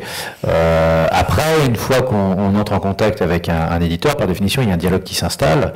Et justement, l'idée, c'est de tirer aussi profit de l'expérience de l'éditeur et de pouvoir dire ça, effectivement, ça fonctionne. Ça. Et c'est pour ça, justement, que lorsqu'on a rencontré Matago et que justement on s'est dit c'est bon, on peut bosser ensemble, c'est là qu'il y a quand même eu l'idée, mais ça serait bien qu'on mette des développeurs également sur le jeu pour qu'on affine ça, quitte à ce que ça mette un peu plus de temps, mais que quand on sorte le jeu, ça soit un jeu qui mérite d'être sorti et qui a un vrai potentiel à se démarquer et à plaire, quoi.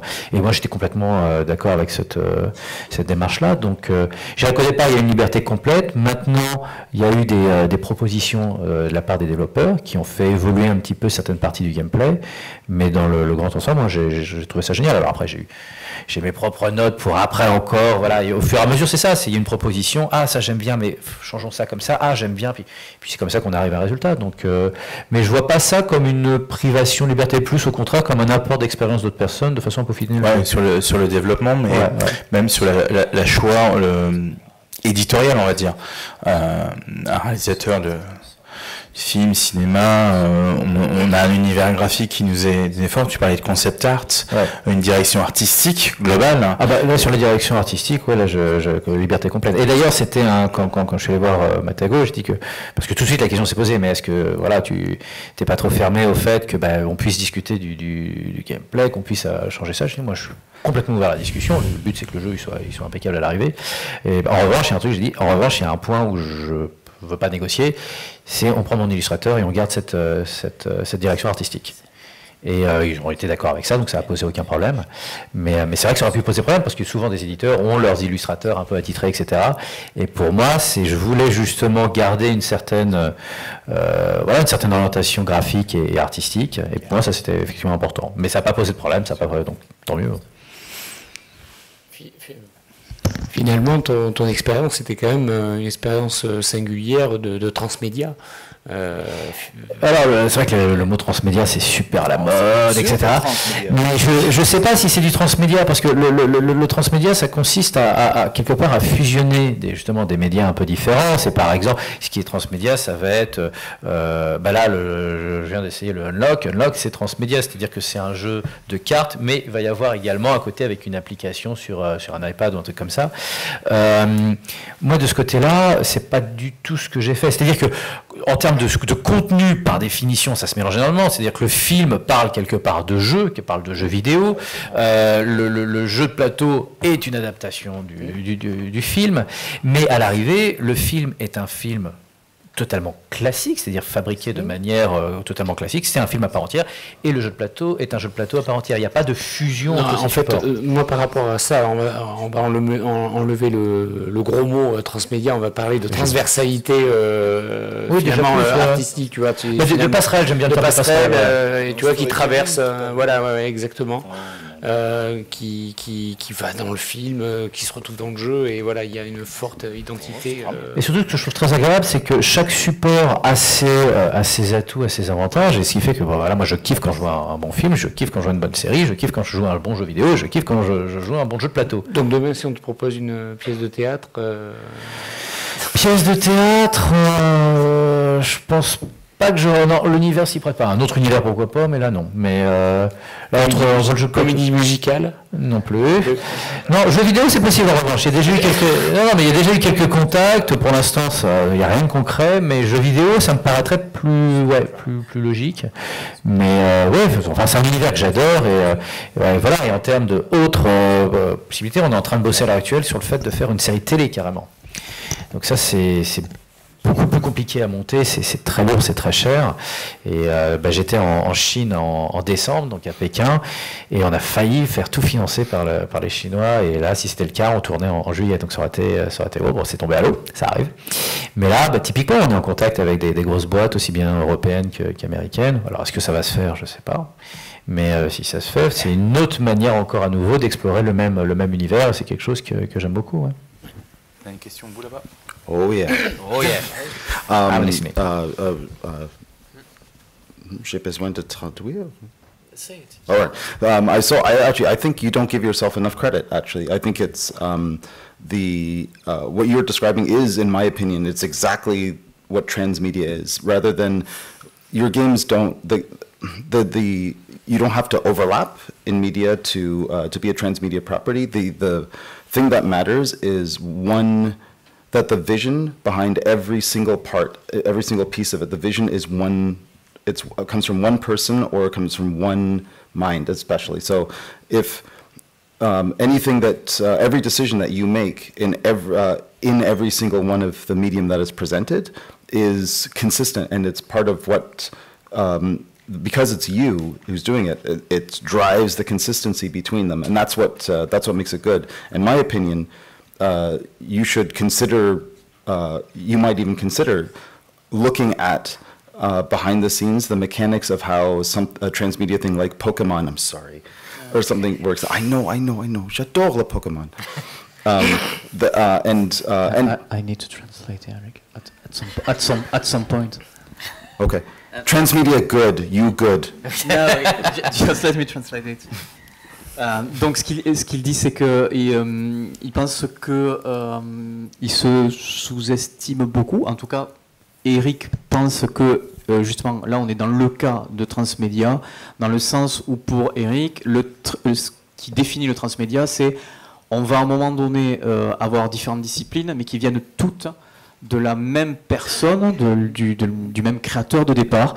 Et il n'y a pas forcément besoin qu'il y ait des recoupements qui se fassent à tous les niveaux pour qu'on soit dans le transmédia. Il suffit que ça vienne de la même personne, qu'il y ait quelque chose de cohérent, et à la fin, du coup, on aura quelque chose qui, pour lui, est transmédia.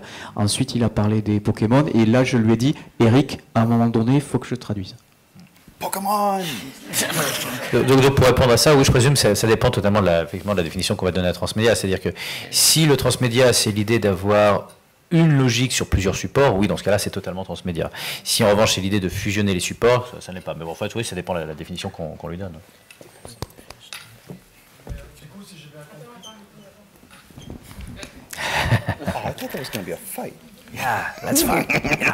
Si j'ai bien compris, du coup, le jeu refait, donc c'est une adaptation, il reprend la même histoire que le film. C'est pas une extension, c'est pas une autre partie de l'univers ou... Alors, non, c'est le même. Alors, ça se passe exactement au même endroit. On retrouve certains des personnages. Après, ça reste, enfin, ça va pas raconter l'histoire du film.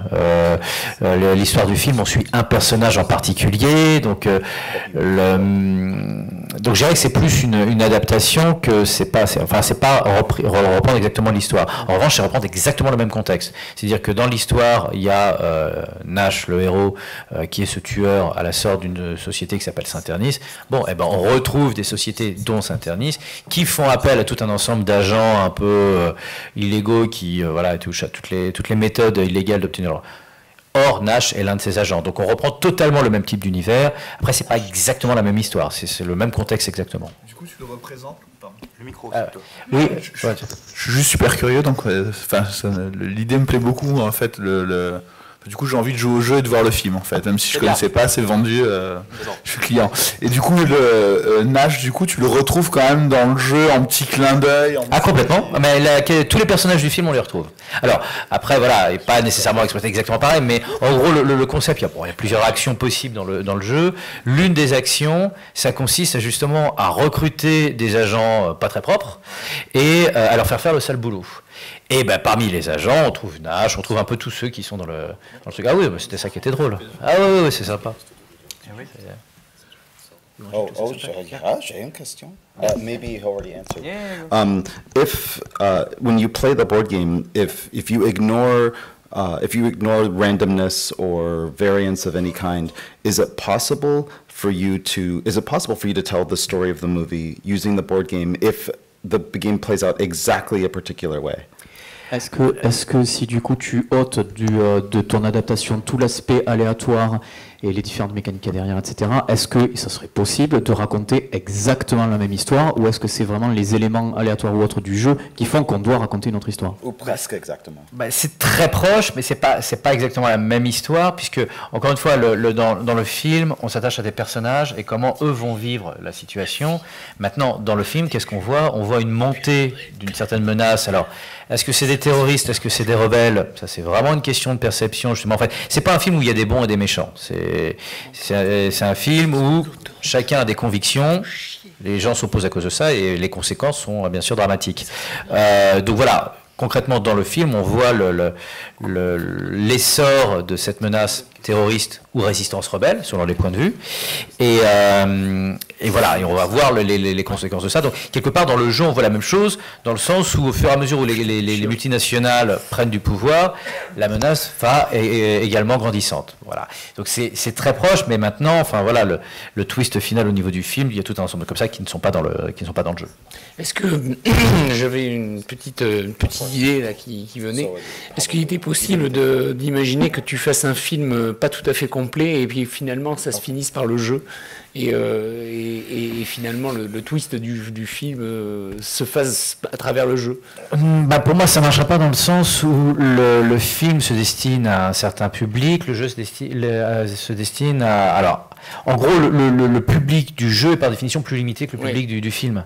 Donc, par définition, si je fais ça, ça veut dire que, j'en sais rien, 90% des gens qui voient le film, ils seraient frustrés parce que j'ai pas eu ma fin.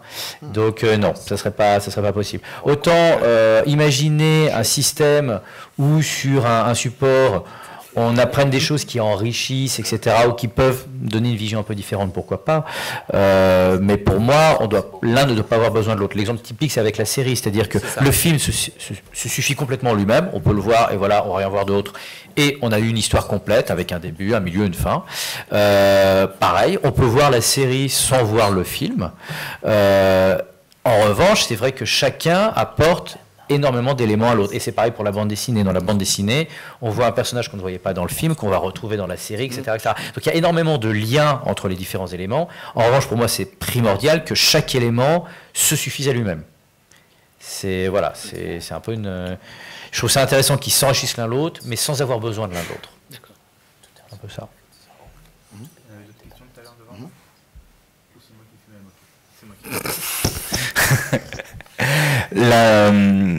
Et justement un peu entre la différence, on va dire, dans l'ADN. On parlait justement de différence de vécu entre les deux sociétés au niveau merchandising, je suis toujours avec Cédric, entre le monde du jeu et le monde du film, le monde du cinéma. T'as fait 2 œuvres, on va dire ça comme ça, sur le même univers, hein, une œuvre ludique. Peut-être les deux solos sont aussi de son côté, mais tu as fait 2 œuvres, je suis désolé de ne reparler pas de produits, mais d'œuvres, côté cinéma et jeu. Est-ce que la manière de l'aborder a été identique ou pas du tout? Est-ce que c'est vraiment deux manières de faire très très différentes? Alors, je me doute au niveau d'entrer faire un film et faire un jeu ou autre, mais par rapport à l'entourage, par rapport à tout cet état d'esprit. Juste une question à celle de... Est-ce qu'en fait, tu n'aurais pas juste créé une œuvre que tu aurais décliné sur plusieurs supports, en fait? Enfin, moi, c'est ça qui me fait triper, c'est le fait d'avoir une œuvre et que tu déclines sur plusieurs supports. Tu essaies de nous placer les Luma, là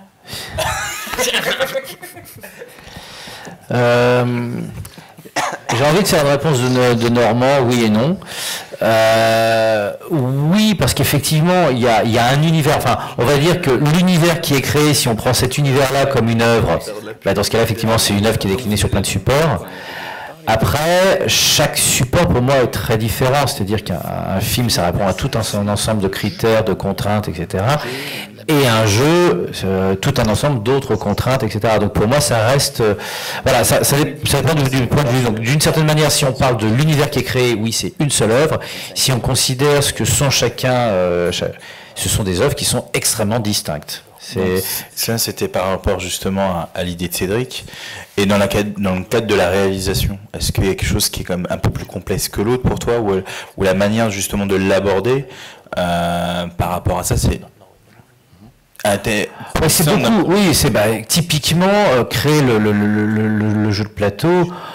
Ça a été un process qui a été très, on va dire, très décontracté, très au fur et à mesure. Enfin, voilà, sans prise de tête, surtout que j'avais même pas un calendrier particulier à suivre.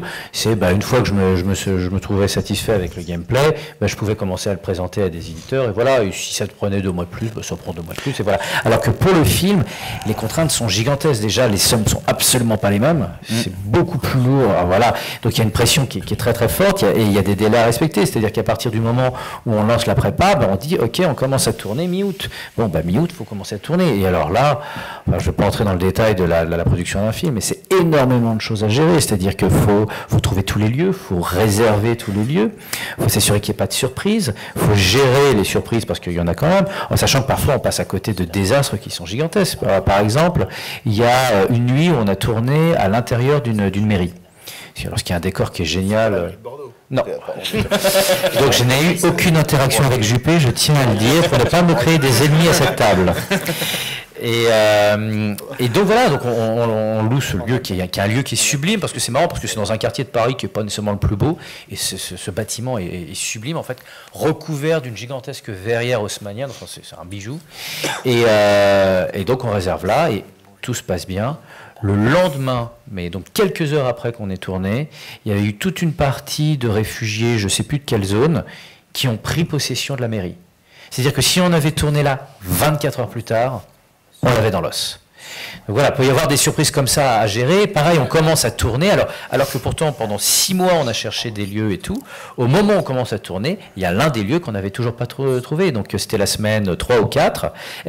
On commençait la semaine 1. Ok, on ne sait toujours pas où on tourne la semaine 3 ou 4. Donc ça, c'est... Voilà. En termes de stress, de contraintes à gérer, c'est pas du tout la même chose. Surtout que le film, je l'ai à la fois réalisé et produit. Donc ça veut dire toucher à 36 000 choses à la fois, c'est recruter des gens. Enfin, par moment, il y avait certaines journées de tournage, on était 80. Donc ça veut dire qu'il faut gérer les 80 personnes. C'était 6 camions. Donc à chaque fois, faut gérer déjà le fait d'avoir les camions, les louer, la sécurité de tout ce qui est dans les camions, donc recruter des gardiens pendant la nuit, des chauffeurs pour les amener d'un lieu à un autre, etc. Enfin, je peux y aller comme ça. Le nombre de contraintes qu'il y a pour faire un film, c'est gigantesque. Alors, j'ai pas fait ça tout seul. Pour le coup, j'ai recruté des gens dans mon équipe et puis j'ai délégué à gauche à droite. Mais non, c'est pour ça. En termes de création, c'est pas du tout la même chose. Alors, moi, j'ai pris un kiff monstrueux sur le film, mais il y a un niveau de pression et d'enjeu sur un film qui est beaucoup plus léger. Voilà, je le décrirais comme léger pour le jeu de plateau. Justement, tu parlais de Matago avec qui tu vas faire le jeu. Quand tu le décris, c'est sûr que ça a l'air de coller. Hein. On connaît un peu la ligne éditoriale de Matago et c'est vrai que ça... c'est pour ça qu'on les a contactés en priorité. C'est qu'en termes de gameplay, c'était complètement dans leur ligne éditoriale. Ouais. Tu t'es pas posé justement la question de l'auto-édition ou de le réaliser par toi-même ? En fait, alors bien sûr, on n'aurait pas trouvé d'éditeur, oui, ça aurait été une option. Maintenant, en fait, ma manière de fonctionner, c'est-à-dire que j'ai mes métiers, on va dire, clés, c'est-à-dire que je suis réalisateur, je suis aussi compositeur de musique de film. J'espère pouvoir me considérer comme auteur de jeux et de BD, mais voilà, ça c'est ce que j'aime faire, c'est ce que je veux faire. Après, je veux que ça se fasse. Donc, si pour que ça se fasse, je suis obligé de faire d'autres choses, je l'ai fait. Donc c'est pour ça, moi, produire le film, j'avais pas envie spécialement de le produire. Maintenant, si je le produisais pas, il se faisait pas.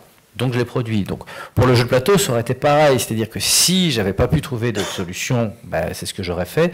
Maintenant, je préfère bosser avec des gens qui ont une vraie expérience, etc., et qui ont un vrai réseau de distribution, et parce que c'est pas mon métier à la base, quoi. Donc je trouve que je fais déjà suffisamment de trucs différents. Et voilà, faut que j'arrête de... Voilà, j'essaie de limiter. Alors si je dois le faire, je le fais. Mais si je peux éviter d'avoir à faire un 5e, un 6e, un 8e boulot, je préfère éviter. Dans tout ce qui est adaptation, on entend quand même d'énormes licences, on va dire. Si on regarde ce qu'a fait Eric, si on parle du Petit Prince et tout, on parle d'énormes blockbusters, mais on ne parle pas de succès, on parle vraiment de blockbusters. Est-ce que justement, est-ce que ça rentrait dans cette réflexion de réalisation un jeu? Parce que pour nous, on parle de produits dérivés quasiment. C'est-à-dire que, tout à l'heure on en parlait, c'est un produit à part qui va servir à du merchandising. Là, on parle plutôt d'une œuvre, d'une poursuite, d'une autre manière de le traiter.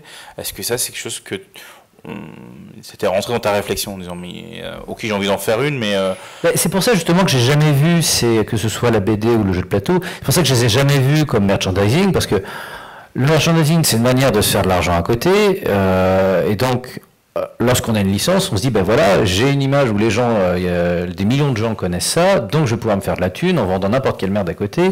Je dis pas, je trouve que c'est ce qui a été fait, mais dans la logique, justement, c'est ce que tu disais tout à l'heure, la logique, c'est ce qui voilà.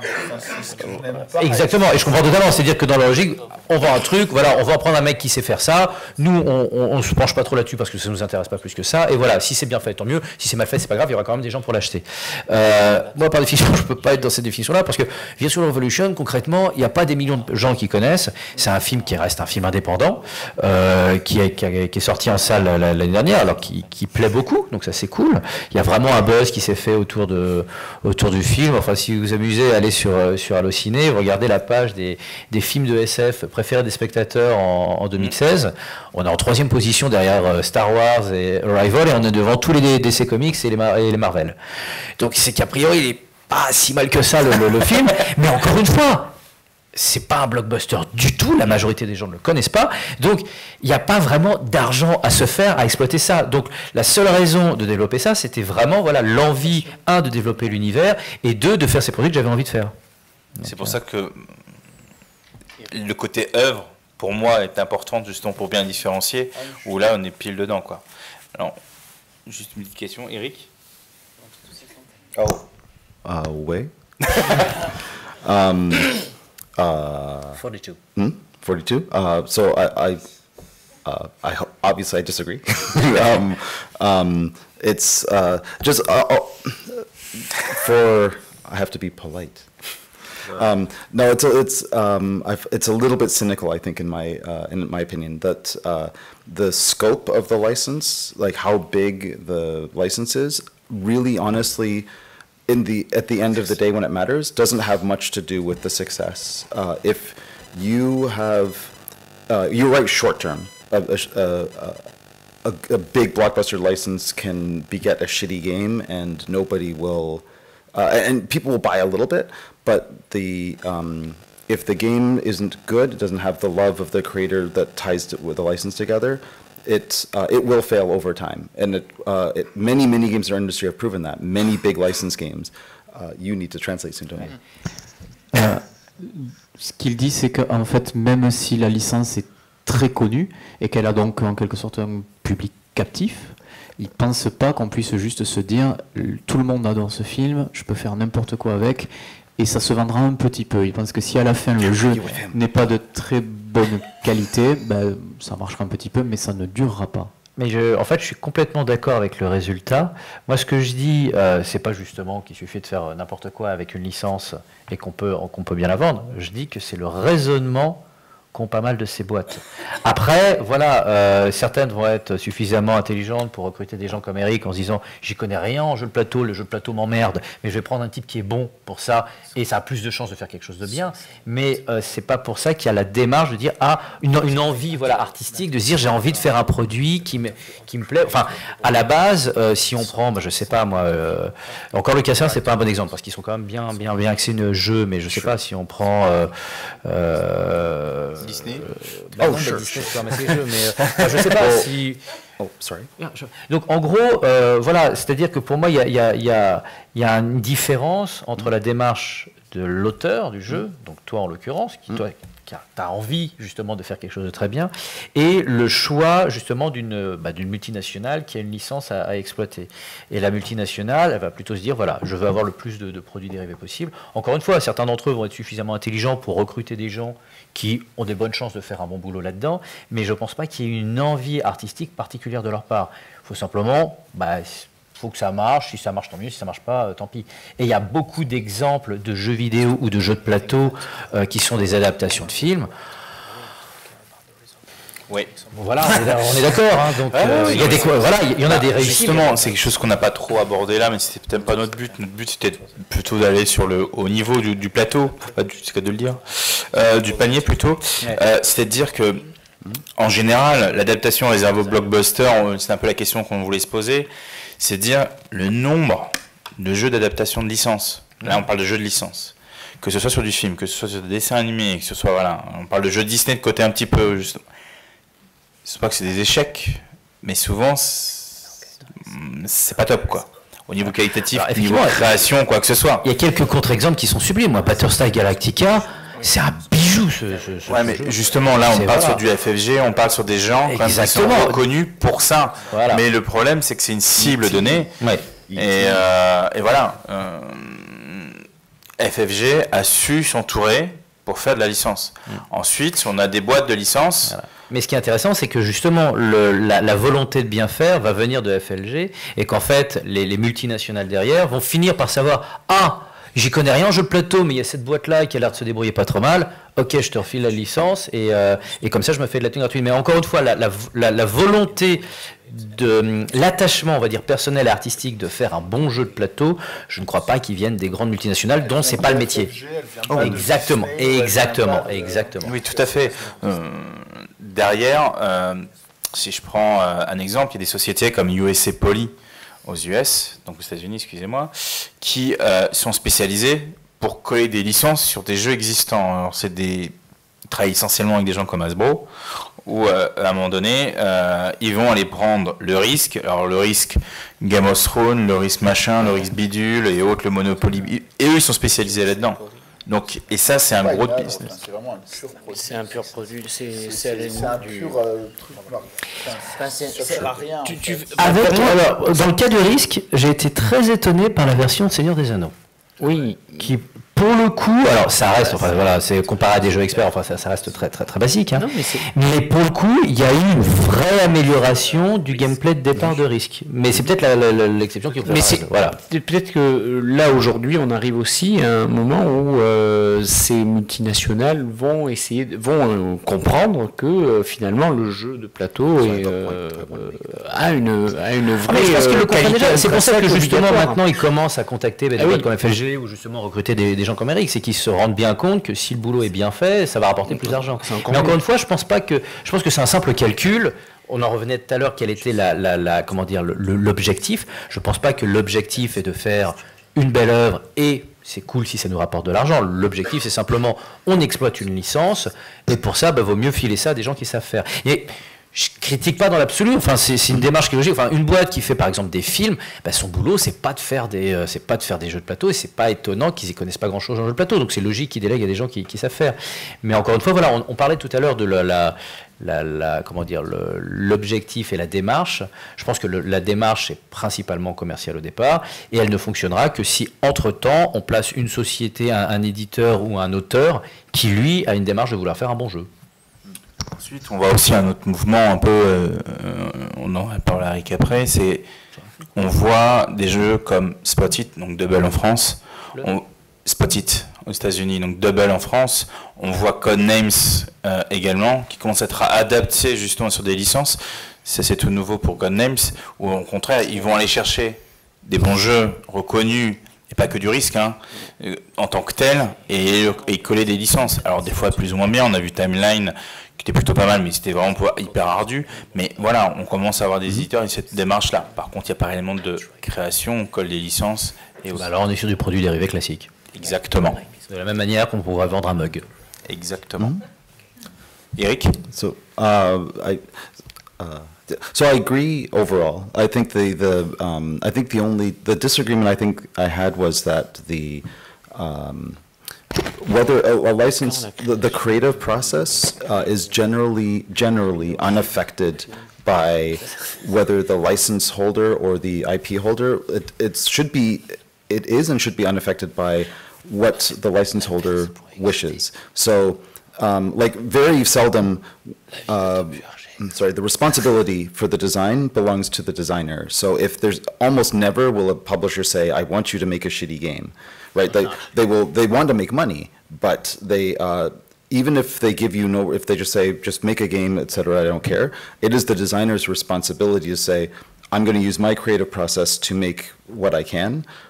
So even in cases where the license holder wants a good game, the designer can still be shitty and make a shitty game. So I think there's, it's a little bit dangerous to have I'm not saying you did, but to say that the responsibility is at all part of the license holder. It's always the creative people that are responsible. Yeah. Donc, ce qu'il dit, c'est que, ok, ceux qui ont les droits sur une licence, en fait, veulent un jeu, ils veulent faire de l'argent, mais en fait, ils n'ont pas non plus dans l'idée au départ de fais-moi un jeu merdeux, vite fait. C'est fais-moi un jeu. Donc, à la fin, ce que dit Eric, c'est que c'est aussi la responsabilité ou le talent de l'auteur qui fait qu'à un moment donné, le jeu va être un bon jeu et qu'on ne lui demande pas de faire un jeu pourri. Donc, voilà. Un jeu merdique, I learned it today.